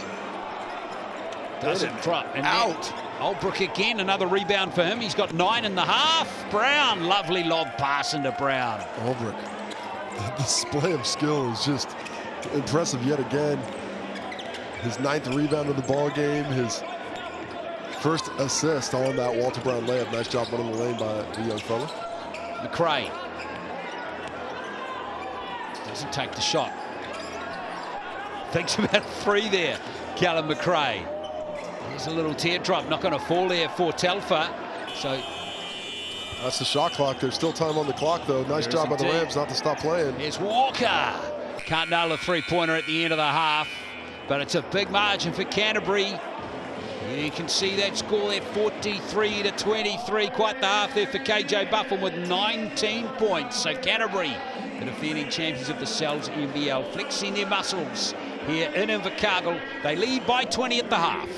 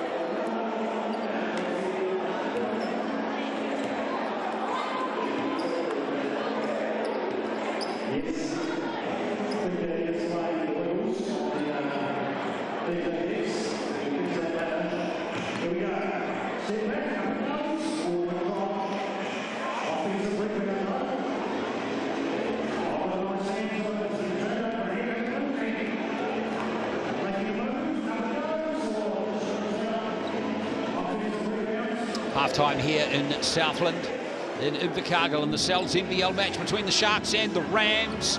And it's Canterbury comfortably ahead on the scoreboard by 43-23. They, in fact, doubled their lead in that quarter. They were up by 10, now they're up by 20. And it's the Rams who, as we go to the Chemist Warehouse stats case, it's all going to be Canterbury. Well, things really changed when Caleb Asbury picked up his 4th foul in that first quarter. Has played just 13 minutes, and those last 7 minutes were not pretty for the Sharks. That coincided with Big Cal McRae going to the bench as well. As we take a look, start with the blocks this way. One of the good things for the Sharks, Cal McRae's got 2 blocks. Lachlan Olbricht's got about 3. I don't know why they didn't give him credit for him, but just the one on the stat sheet. Might be a little bit out of whack, but we can go through it from head to toe. Unfortunately, the scoring not great for the Southland Sharks. Gerald Vick with 0. but led by Cal McRae with 7 points on, unfortunately, 3 for 11 from the field, backed up by Ben Hall and Markel Lotz, each with 5. When you're looking at the Rams, it's all about KJ Buffin. He has 19 on 7 from 11 from the field. Nobody else on the Rams has more than 8 points, and that's Walter Brown sitting on 8. And here we go to it. There we go. It's all started out now. KJ Buffin, 19, 7 from McRae. On to the rebounds, where we've seen the Rams completely dominate that category. They've got 27 of them at the half to 21 for the Sharks. Ulbrich with 9 of them. Cal McRae with 6 to go along with his 7 points. Into the assists, and a lot of assists for the Rams. You see how often that ball is flying around, going through different hands. 3 for Asbury. Of course, he did that in 13 minutes before fouling out. And Cal McRae's got 2 of them. The blocks, we had a look at those previously. Ulbrich leading the way, McRae as well. Stuffing all the stats. A couple of steals for the Sharks, but a few more for the Rams. 6 in total, led by Brent and KJ Buffin, who's really having himself a day. Just 3 turnovers at the half for the Rams and 8 for the Sharks. But what it all comes down to for me is the efficiency. The Sharks right now just 10 for 33 from the field. And a lack of offensive rebounds behind that has them in this 20-point hole. Yes, indeed. And one other stat, too, worth mentioning to you is that Southland only scored 1 basket in the final 5 minutes and 38 seconds of that second quarter. Which led to them scoring 23 points. Now the low water mark for a half in the season. Well, let's see if they improve it, Casey, in the second half, which is coming up shortly here on Sky Sport.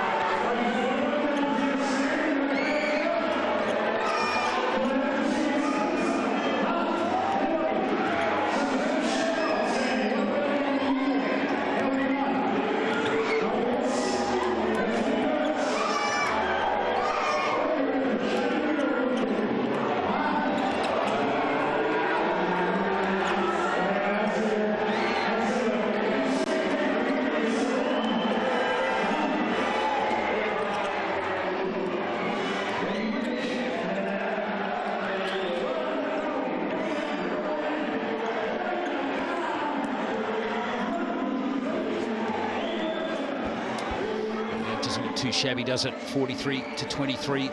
So we welcome you back to the NZNBL. I'm surprised there's some pizza still left in that box, Casey.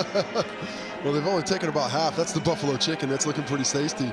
They're looking a little bit tastier than what the home crowd is seeing on the court right now as the Sharks down 20 at halftime can't find their way to the bucket. But the fans are still able to find themselves some pizza. But we got some second half action. Let's see if the Sharks can't find a little bit more energy to pick things up here to start this second half. That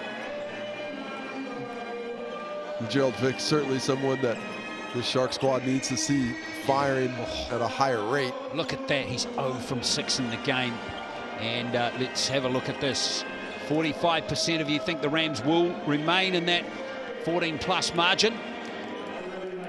And still a very loyal bunch of Southlanders, I think, having belief that there's a big comeback coming.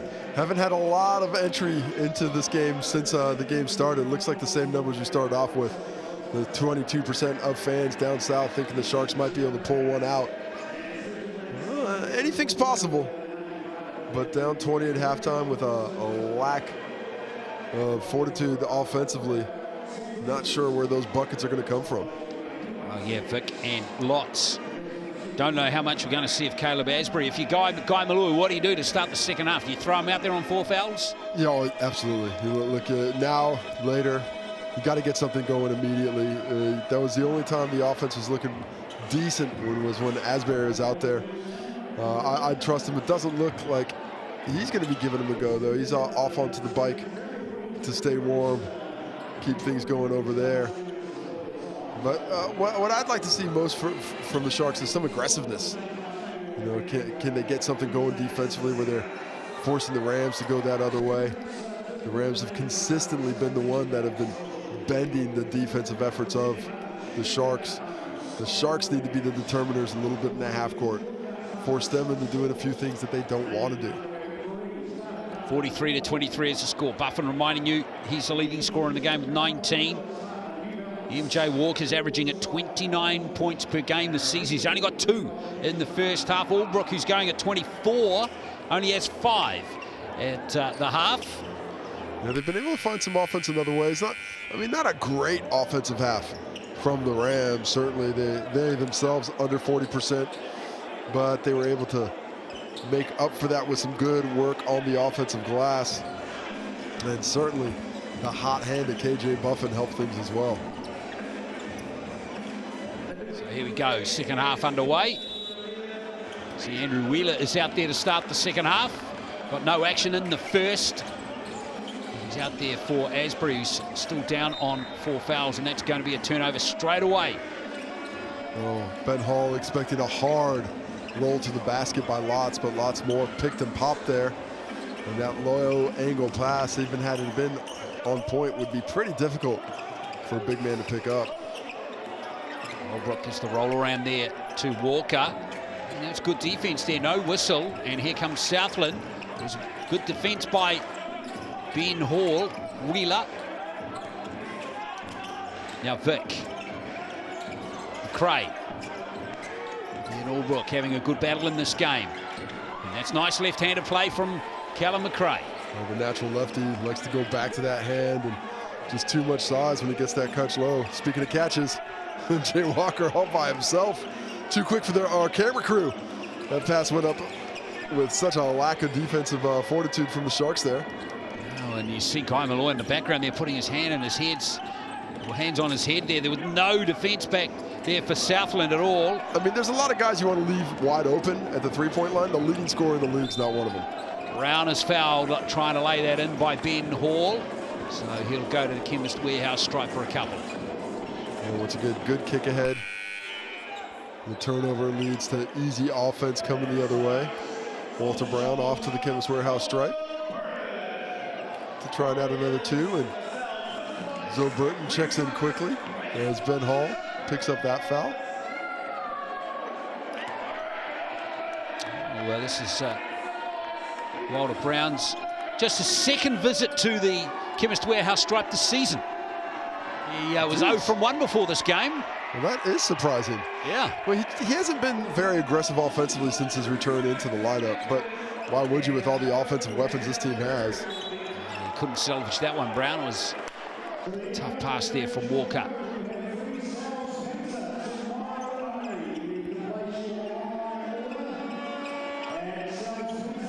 Brown Youth Player of the Year a season ago. Still only 20, isn't he? Turns 21 next month. Getting old. Oh, I'm retiring after hearing that. Basketball. Exactly. There's lots with 2 more for Southland. Well, these guys, their teenagers are so long. And then they hit 21. Feels like all the tread's off the tire. They were teenagers for no longer than us, Casey. It seems longer for them. As we see Olbrich have a nice drive, kiss off the glass as well. Putting that ball on the floor. Invaluable skill set for him. Oh, mismatch, mouse in the house. Watts, what's he going to do with it? Oh, he dishes it nicely there. And it's a good basket from Vic, who's finally on the scoreboard. He's 1 from 7 in the game. Brown kicks it back to Buffin. Good hands. That's lovely. Brett gives it back to Brown, and there's an open jam for Walter Brown. And Walter Brown ran that lane so beautifully. Nice kick ahead by Brett. And he saves it. Doesn't quit on the play, comes back in, and is rewarded the second time around with the dunk. Southland got to sharpen up here. This is looking a little ugly for them to start the second half defensively in particular. McRae. Shot clock down to 4. And there is a stop again for Canterbury. And here comes Britt again. They're starting to roll forward nicely now. Buffin. Mid-range jumper is short. Olbrich uncontested offensive rebound. Yeah, just completely sheds. Burton was trying to box him out with that mismatch and one-way traffic early. It's the hustle plays that just aren't coming to the forefront for the Sharks once again. McRae. There he is, McRae. He's it's a tough game for Southland so far, but he's the one coming out with the most credit for the Sharks at the moment. Up to 11, I like the choice there. Instead of shooting, as we see Taylor Britt get all the way to the cup before the ball gets knocked out of bounds. But Cal McRae, he's had that look from the elbow a few times. That time he doesn't force that shot. Instead, he just dribbles right in the chest of Olbrich, gets that left hand that he's so confident in to get that finish. Britt inbound, sits, and thanks for coming. Olbrich with the jam. Well, they've run this baseline out of bounds play multiple times this year. You'd think it would be scouted by now, but oh no, Olbrich with another rack attack for 2. All of a sudden, he's up to 11. There's lots. Works away on Walker here. Vic gets the mid-range jumper to drop. Space there. And that's the stroke that he was noted for coming in. Olbrich again. There's classic Lockie Olbrich there. I mean, just a real lack of defensive fortitude right now for the Sharks. The Rams just getting wherever they want off one dribble. There's Olbrich again with another rebound. His 11th in the game. He's got a double-double now. Here's Brown, and he's fouled.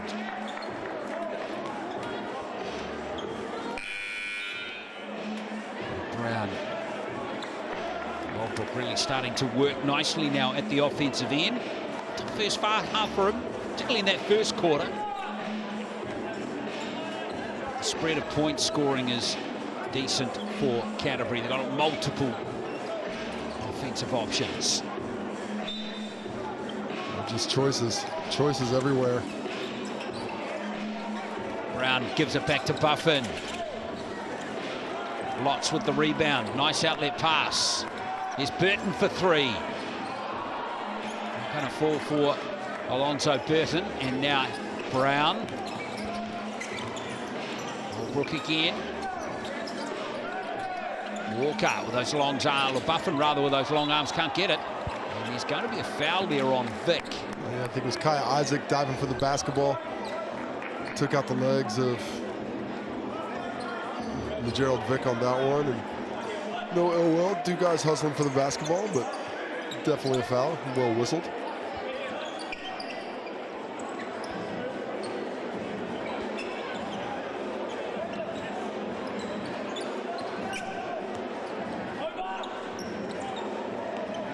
Asbury back out there now on 4 fouls. This is really last chance saloon now for Southland. Now or never.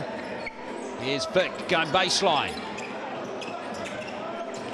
Burton. Vic for 3. And there's the long arms of Buffin getting the rebound. Now Brown is off and running. Can't get the ball there. There's Farrenson out there again, it is. Yeah, just recognized that about a half tick late.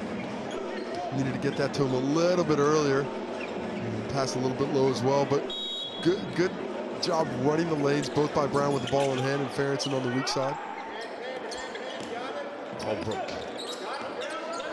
Isaac, beautiful pass. That's pretty. Nice basket there for Brown. Well, nice job by Lachlan Holbrook. Catching that one up and making the read. Brown once again moving without the basketball. And working his way up. Yeah, 12 points for him now. Yeah, 3 players in double figures here for Canterbury.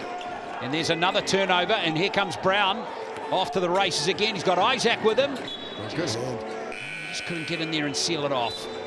I mean, just the transition opportunity after transition opportunity for the Rams. Just outrunning the Sharks back on defense. Every single time they get the ball in hand, they are off to the races.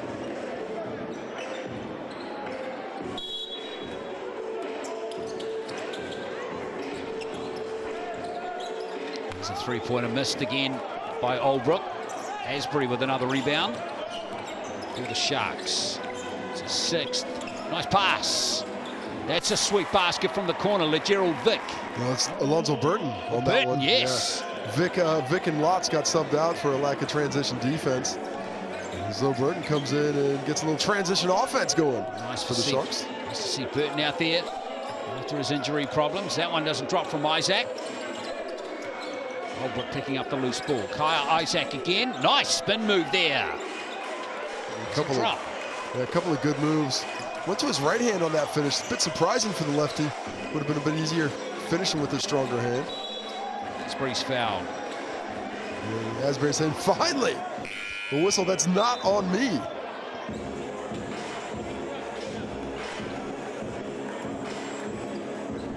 He's going to go to the line to shoot a couple.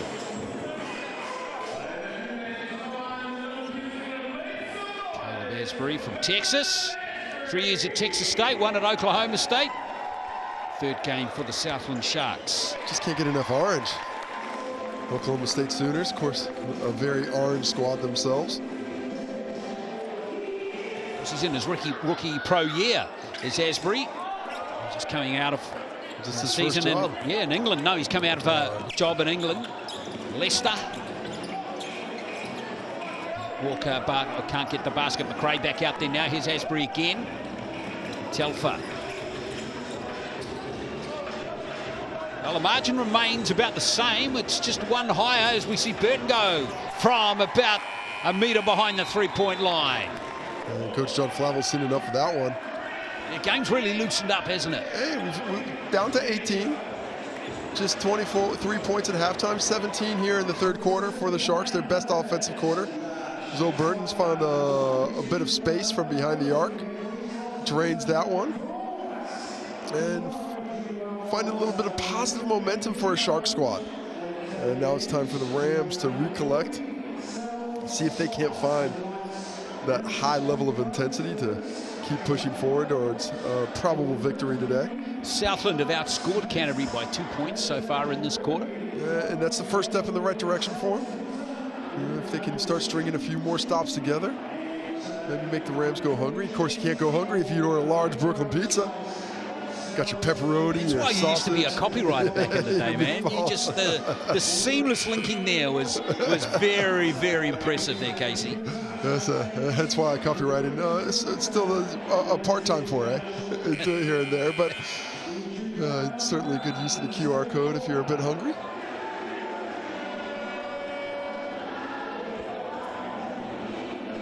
Well, let's see. Southland have got to stay healthy here with Asbury. He's got to stay on the court here if they can mount a miraculous comeback. Same with McRae too. McRae's having a good game, Casey. He's 11 points, 7 rebounds, 3 assists, 2 blocks. It's solid. He gets us, things involved. I mean, We see the zone from the Sharks here. I like this little switch up. Keep the Rams from getting comfortable on the offensive end. And I like McCray at the back of the zone as well. It takes away some of those issues he has with foot speed. There you go, turnover. Just like that, things are starting to shape up for the Sharks. Feeling pretty good about things. Just got to get their offense going a bit better. 38% at the moment. Start executing some plays, creating a bit of uncertainty at the other end. Who knows? Burton might get hot from three-point range. Might get hot. He's starting to get volcano-like three in a row here in this quarter. Putting it together. Zoe Burton, he's been sorely missed with that hamstring injury, but the jump shooter is back. You've got 11 points now. Now Farronson for three. And there's a rebound by McCray. On the 15. Keep this offense going, string it together.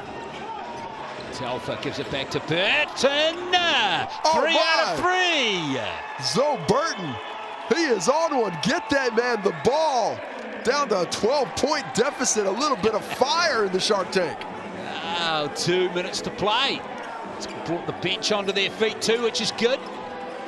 Now here's MJ Walker. He's well off target there. Oh, there's whistle though. Oh, that's going to be a foul on the Sharks. That's Ben Hall, I believe, getting tangled up with Lachlan Olbrich, who does a good job underneath, not giving up. And now the Rams, who were cruising before, are looking a little lackadaisical, only up 12.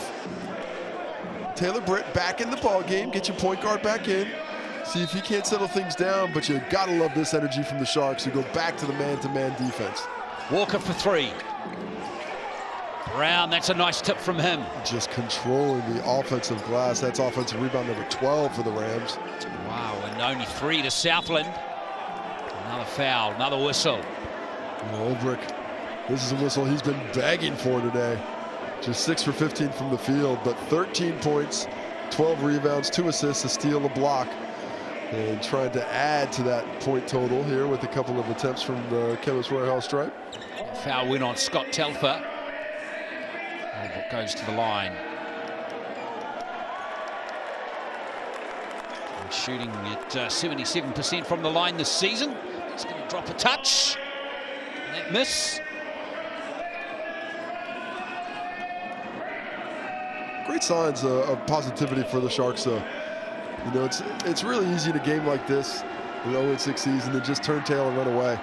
When you're down a bunch, things aren't going well, but they've worked their way back into it, and now the victory certainly is not out of that realm of possibility any longer. 100%. Olbrich with that free throw, 14 points. Now here's Asbury.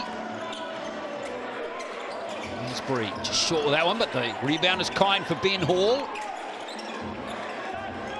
Asbury again. McCray, nice pass. 2 more for Southland. McCray has 13. Great deep catch there. Good find by Asbury, and McCray goes to the off right hand for him, but still as fruitful down in the post. Walter Brown finds Tonge, who's back out there now. Britt. Here's Walker. Not having much joy from long range, and he misses again. Nice offensive rebound there by Olbrich. And he missed the putback in, and McCray is fouled there by Olbrich. And the Sharks crowd is behind the crowd. The boys doing it on the ground. As Cal McCray just does enough defensively to get his fingertips on that ball. A couple of whacks from Olbrich. And that's a foul there.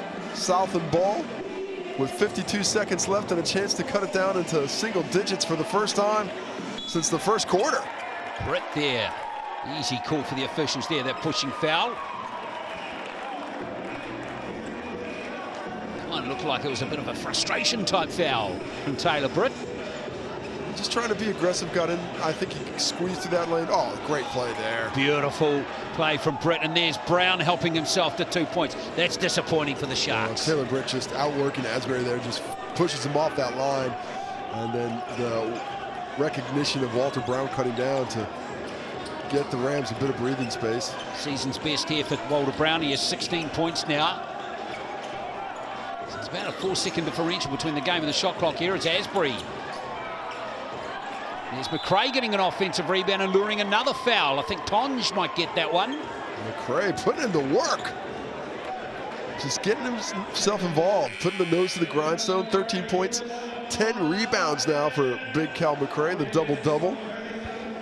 Really just imposing his will on the ball game.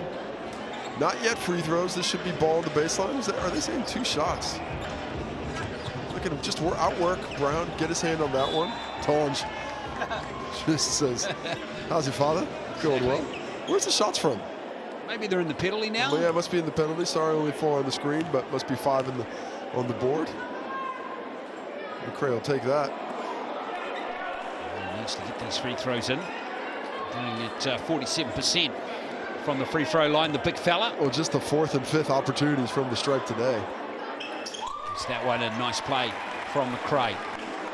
So here's Canterbury with the last play of this half, but Southland pretty much cut the lead in half in this 3rd period.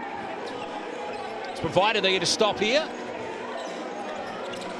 Walker explodes onto that one and helps himself to 2 points. We've got to stop and play there. There is the Priev going in from Asbury. And he missed it, so 63-49. So it's a 14-point game. Stay with us here on Sky Sport. The final quarter coming up shortly.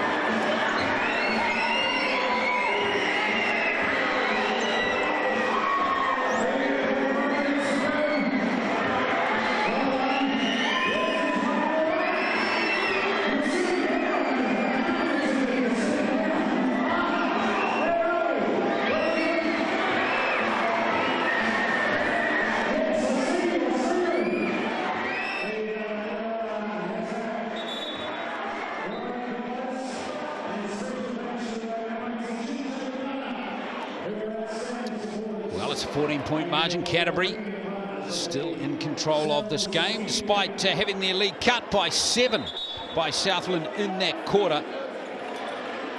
And it is 63-49. Leading scorer in the game, KJ Buffin, remains 19 points. Walter Brown, Oldbrook have 14 apiece. And Callum McRae continues his excellent game with 14. And Alonzo Burton off the bench, 14, with 12 of those points coming from the three-point line. Right. Finally found somebody who can find a little bit of that net. Zoe Burton 5 for 6 from the field in just 20 minutes and 51 seconds to score those 14 points. Still out there to start the final quarter. It's been tipped out of court by Telfer. 12 on the shot clock.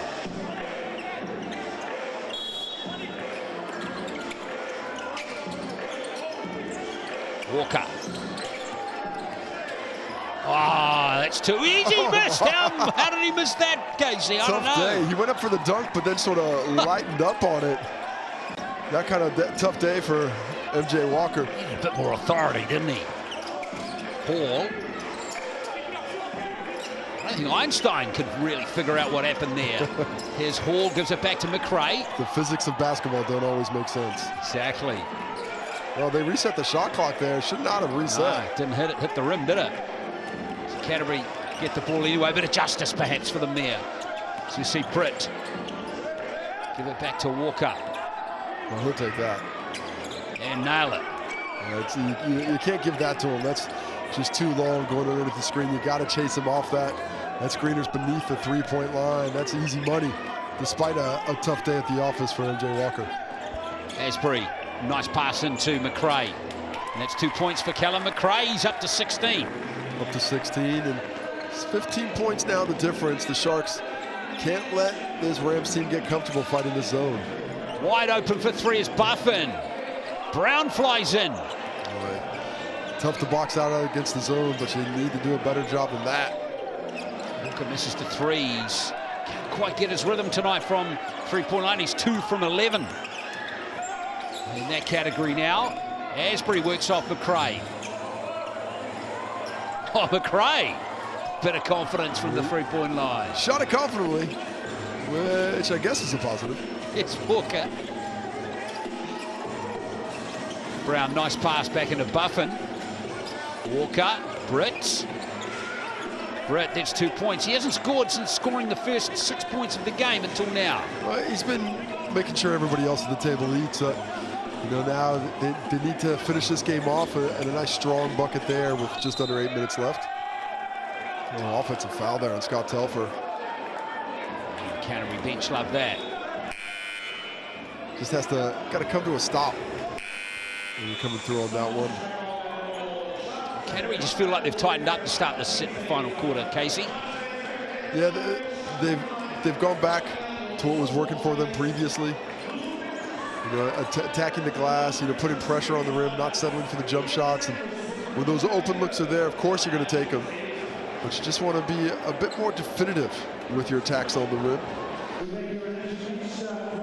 This one still going to be pretty tough for the Sharks to continue clawing their way in there, but they just need to find that energy. 7 minutes of basketball. Just make sure you leave it all out there on the court. Work so hard to get yourself back within touch distance, but haven't been able to carry over that third quarter just yet to the fourth. Well, Burton hasn't had his hands on the ball in this first 2 minutes and 15 seconds. That would help. It would certainly help. Now, the question that's got to be a new pizza. Well, that's what I was about to say. It can't be the same pizza. Different angle. It is. The That's other right. Swap the other way. That's unless our camera operators move to the other side. They wouldn't do that to us. They're not going to trick us like that, are they?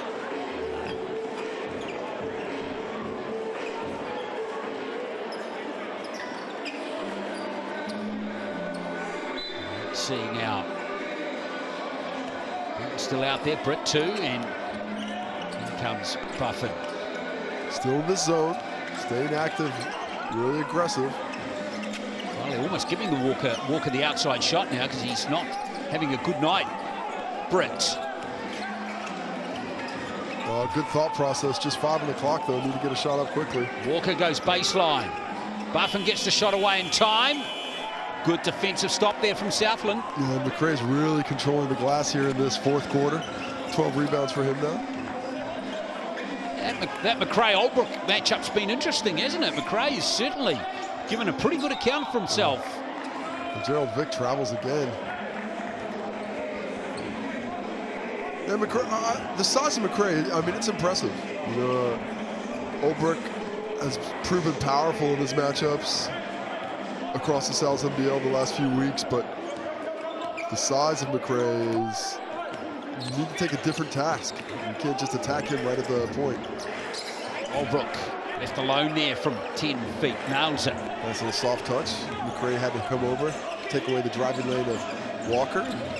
Leaves Olbrook open for that little baby floater game. Back to a 19-point game. Was 14, remember, at the start of this quarter. Vick into McRae. McRae, nice move off the right hand this time. Olbrook gives him that and speeds away down court. Lockie Olbrook post to post here. No. Is that Asbury? If that's Asbury, that's his 5th foul. Not called on Asbury, so he gets to stay in the game. Olbrook's going to go to the Chemist Warehouse stripe to shoot 2. Just off to the races after he picks up that rebound. Matched up with McRae down low, but he gets that rebound, and it's such a skill when you have a big who can grab that defensive rebound and initiate the break. It really does enable your offense to get a little bit of a head start and forces those cross matches, which give you the advantage in the half court. Holbrook with 17 points now. Make that 18. Back to a 21-point game. Biggest lead of the game was 25. That was in the second quarter. Asbury. Now Burton. Nice play by Burton. No. Travel called. I actually thought the steps were pretty good on that crossover and step through. But the coin officiating crew does not have the same opinion as me. And also, I'd just like to see a couple buckets go in to keep it close. Exactly.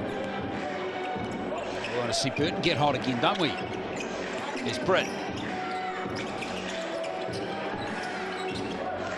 Walker. Gives it to Buffin. Holbrook. It's going to be a foul right as the shot clock was due to expire. Solid defense by the Sharks. We saw better second and third efforts there, rotating out, help coming across, forcing those shooters to put the ball on the floor, but a bit too much body by McRae there. So Holbrook will head back to the Chemist Warehouse for another 2. Well, had a chance to get to 20, but has to make this one to find 19. 17 rebounds for the big fella, though. He's had a good game, hasn't he? That foul on McRae was the first one for him in the game. A very clean, tidy game, Callum McRae. Yeah, you know, sometimes when you're a center and you only have 1 foul coming in the 4th quarter, I'm not sure you did your job. let's go ahead and get your nose in there a bit. If you're the size of Callum McRae, let's make some people feel you. Here's Burton. Closely now by Walker. Almost losing it there is Vic. Untidy offensive play there by Southland. And then in the end, Canterbury get the stop. There's Britt again. Buffin. In fact, Walker, that is. Oh, loses it. Stone cold. Alonzo Burton. He got hacked. Here he goes. Either way. Oh, the bank shot. Called the bank. Why not? Bank's open on a Saturday night. And he stole everything, didn't he? Alonzo Burton up to 17 points now, I believe. Yeah, 17 off that bank 3. We'll give him the benefit of the doubt. I don't know if he deserves it. There's Buffin. Oh, yeah, that's sweet play right there from KJ Buffin. 21 for him. First bucket of the second half for KJ Buffin. Every starter in double figures with the exception of Taylor Britt, who's on 8 for the Rams. That's pretty. From McRae. McRae getting the offensive rebound almost. It's going to be Buffin who can't believe the call. That's a tough one on KJ Buffin. McRae behind him had his hands on the ball. But apparently too much arm, and a timeout here with a 21-point deficit to Southland and 4:22 to go. Joe Flavor wants to talk things over. Take another look at this foul. McRae with a good strong rebound, and they just locked up into the arm a bit. A little bit of arm tag. Well, while we have a little bit of a break and we're checking out the profiles of the court officiating crew, let's take a look at the Chemist Warehouse stats. Southland Sharks getting smacked around on the rebounds a bit, 43 to 35, but good on the assists. 13 assists. They've been passing it much better here in the second half. 15 assists for the Rams on their 30 buckets. And those offensive rebounds have gone the way of the Rams as well. They have 15 offensive rebounds that have led to 12 second half points, so second chance points, but 48 points in the paint for the Rams. That's compared to just 24 points in the paint for the Sharks and 3 second chance points on 6 rebounds. And a lot of that has to do with Lachlan Holbrook. 17 rebounds, 3 of them defensive or offensive. He was hoovering up everything that's coming around him. Unless McRae's in the way, he's got 13 rebounds of his own. Surely that must be a season high. Rebounds. What do you reckon, Casey, for any player this season? I think 19 is the high water mark. Okay. I believe. 17 being, I'm trying to think if anybody else had 17, but I think you're right. I think 17 might be the one at this point so far this season. Craig. Here's Asbury. Put the shot up. Asprey looking to get behind McRae. Basket missed there by Lots. So here comes...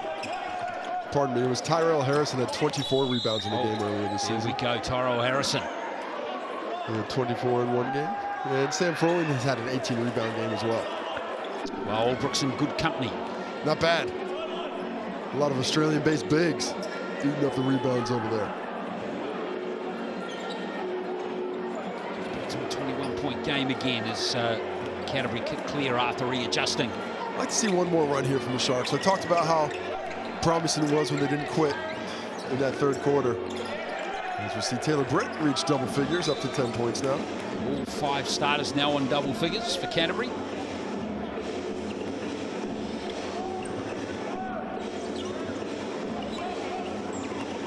For those points to drop on the scoreboard. There we go. Now a 23-point lead. Asprey just has it stolen out of his hands. In fact, it was Vic. Now Asprey. Shot clock down to 4. Vic forced to put up a long range and nothing happening there for Southland. Well, guard to guard pass 3 times. Not a lot being done to the defense with that. Albrook has it blocked by McRae. A little bit of arm, but that never got in the way of a good story. Here's Vic. Over to Asprey. Can't nail it from the corner. Isaac picks up the loose ball.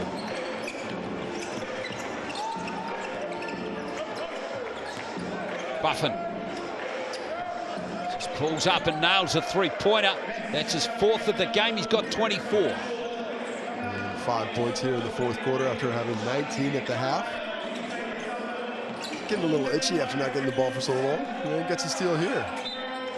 Good hand by Zoe Burton to knock it out of bounds and stop another fast break chance. And Hall checking back in for Gerald Vic.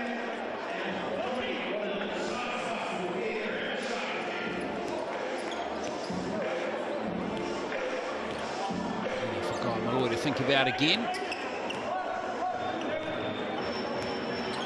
Southland continue a tough start to the season. There's 2 easy points there for Taylor Britt. Another timeout to the Sharks, who are looking to finish a little bit stronger on this run that the Rams have just put together. Lead back to 28 points, just when it looked like it was going to come back towards respectability. The Rams dominating this one end to end. Yes. I think that 3-0 lead and 5-2 is about as good as it got for the Sharks today. Goodness. 3-pointer with 5:12 to play. The one he banked in has been the only basket that Southland have scored since 8:50. So they've only scored 1 basket in about 6 minutes and 15 seconds.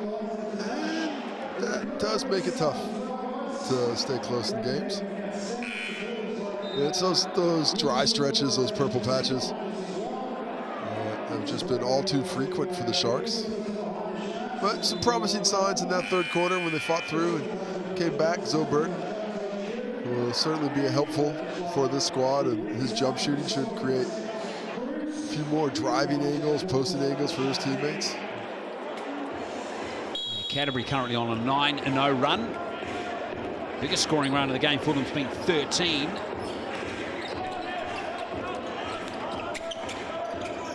Let's see if Southland can finish a bit better than they have been. Isaac, good pressure from him up high. McRae. Again, Southland struggling to crack this Canterbury defense. Burton for 3. We love that defensive effort from the Rams. Really hustling everybody on a string, moving together in synchronicity. A lot of chatter as well, despite being up 28. There's Brett again. Seen that 3 times in this quarter now. Well, Asbury's trying to sell that foul, but you just got to move your feet, got to get in front, got to get your chest in front. When you're on the side there, you're going to get bounced off with that contact. Asbury buries a 3-pointer. He has 8 in the game. And I think this might be a timeout just to hopefully get the subs in. that's a nice play from Asbury. Good step back through there, Casey. Yeah, you go underneath that screen. Plenty of space for Asbury, who hasn't shot the ball great tonight, but he's done a nice job of staying in the ball game after committing 4 fouls before the break. Another chance for both coaches to talk strategy with just 1 minute and 46 left. 27 points the difference. And this Canterbury team, what do you make of them now? I mean, Buffin's just come in the last, what, week to 10 days? Oldbrook's come back from, you know, the loss of his father. And so, what do you make of them in the, as they close in on their 3rd win in a row? They're starting to look like a much more balanced team. You know, you saw a lot of heart from them when they didn't have their bigs, when they went in with, you know, it was Kai Isaac playing the center against the Franklin Bulls a few weeks ago, guarding Sam Timmons in the post. They had no bigs, no Max Darling, no Aiden Tonge. And so Kai Isaac was their starting center, and they still fought away. So now that they've got that size, they're looking tough, really deep. A lot of defenders on the wing, guys like Taki Ferentsen, Kai Isaac, Walter Brown. You know, we've seen today anybody can score, and certainly the size. You know, I think the one concern would be outside of Olbrich, not a ton of size, so they really do need to get Max Darling back healthy as Kai Isaac lets it fly and drains the triple to push this lead up to 30. It looks like the bench is now well and truly in there for Canterbury. Isaac with his first 3 points of the game. Berenson, Nichols out there now, and Mana Martin as well. Ball misses the 3-pointer. And here comes Taki Ferentsen. Tipped out of court there by Hall. Well, of course, even going down into the finals last year, no one was really picking Canterbury, but they played fantastically well when it really mattered. Played very well. Had a little bit of luck.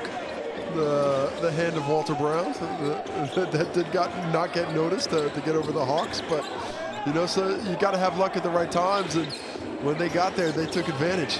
So certainly a team that understands how to play well at the right time. Isaac doesn't get that one to drop. Burton with the rebound. Lots.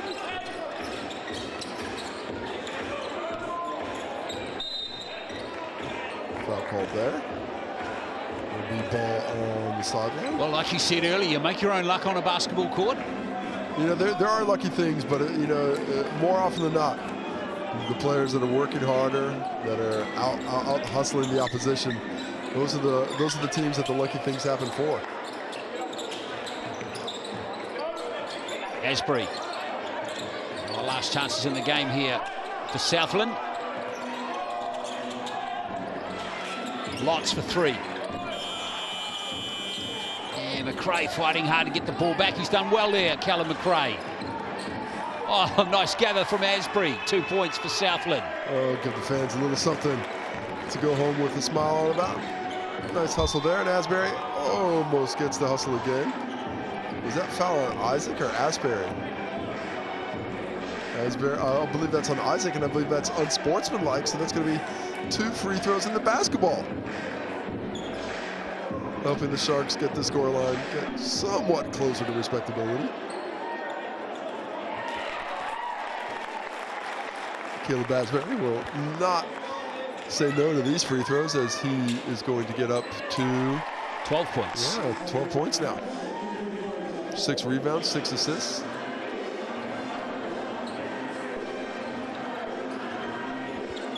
So final 20 seconds. 20 rebounds in total for Lachlan Olbrich on the night. It's pretty impressive, isn't it? Let's go with his 19 points.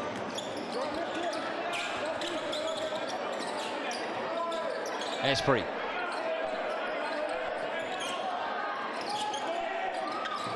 Gets his own rebound. Helps himself to another 2. He's got the last 6 points of the game. Oh, and player timeout called here by the Rams. every bucket counts. 24 points, the number right now. Can they make it 26, maybe 27? Or will the Sharks get a quick stop and call a player timeout of their own? Let's really stretch this one out. Long season continues for Coach Guy Malloy and the Sharks. It's been tough for Guy Malloy. Now, here's Farronson, and they've stolen it. Here comes the last player to Alonzo Burton. And that is going to get the game done right there. So Southland finish pretty well, but the margin was beyond salvaging, with Canterbury completing a very comfortable win here over the Southland Sharks. As we have a look at that final replay again, Burton, who's going to finish with 19 points. He's going to finish as the top scorer for Southland, but Canterbury, too good, win it 87-65. Yeah, this one was all but over at halftime when the Sharks got held to 23 points in the half. Had a much better third quarter, dropping 26 in the third by itself. But due to the hole that had been dug, it was just a bit too difficult. Nice job by the Rams, taking care of business on the doubleheader. Second game of the round, Southland and Otago. And take a look at the stats. KJ Buffin Jr. leading all scorers with 24. Alonzo Burton, Lachlan Olbrich, both with 19. All 5 starters for the Rams in double figures this evening. Off to the rebounds. Big rebound gate for the big fellas. Olbrich 20, 15 for McRae. Both guys on double doubles. Asbury doing a nice job from point guard position, and KJ Buffin getting 8 boards to go with his 24 points. On to the assists. Taylor Britt doing it all. Double figure scoring, 8 assists out there. 6 for Asbury, who's touching all the stats despite being in heavy foul trouble at halftime. On to the blocks. Cal McRae doing a bit of everything. 3 blocks for him. Olbrich, just the one. I don't think he got credit for a couple, but hey, what are you going to do? Into the steals. 3 for Taylor Britt, 3 for KJ Buffin Jr., and 2 for Alonzo Burton. Making that statistical story. Thanks to Chemist Warehouse for all the stats. Absolutely. So there we are, folks. It's a pretty easy victory for the Canterbury Rams, as Southland remain winless in the Sal's NBL. Their 7th straight loss to start the season. Canterbury improve their record to 4-2, win their 3rd game on the trot. Let's have a look at the games coming up now. We've got a double header tomorrow. Franklin against Tauranga from Pukekohe, and then we're in Nelson at 5:30 tomorrow. Big game for them against the Taranaki Airs. Still a lot of people like the Taranaki Airs. And then next Wednesday, it's the Hawks against the Phi from Napier. What a way to finish that Nelson Giants Taranaki Airs game. We're going to see if the Giants are for real. And then basketball action kicking off again next Wednesday, as the Sharks saying thank you to the crowd after an eventually fruitless but a better effort for the Sharks today. Indeed, but in the end, it's the Rams that got the 2 points, or the win anyway, on the ladder. They are too good for the Southland Sharks, 87-65. We'll catch you tomorrow for more Sal's NBL Matewa.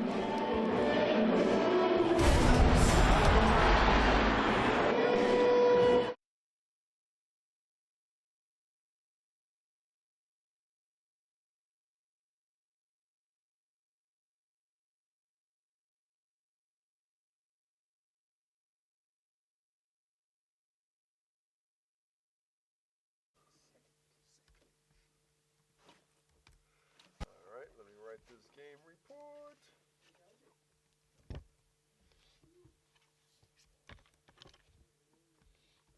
Great job, guys. You guys did great. Thanks, mate.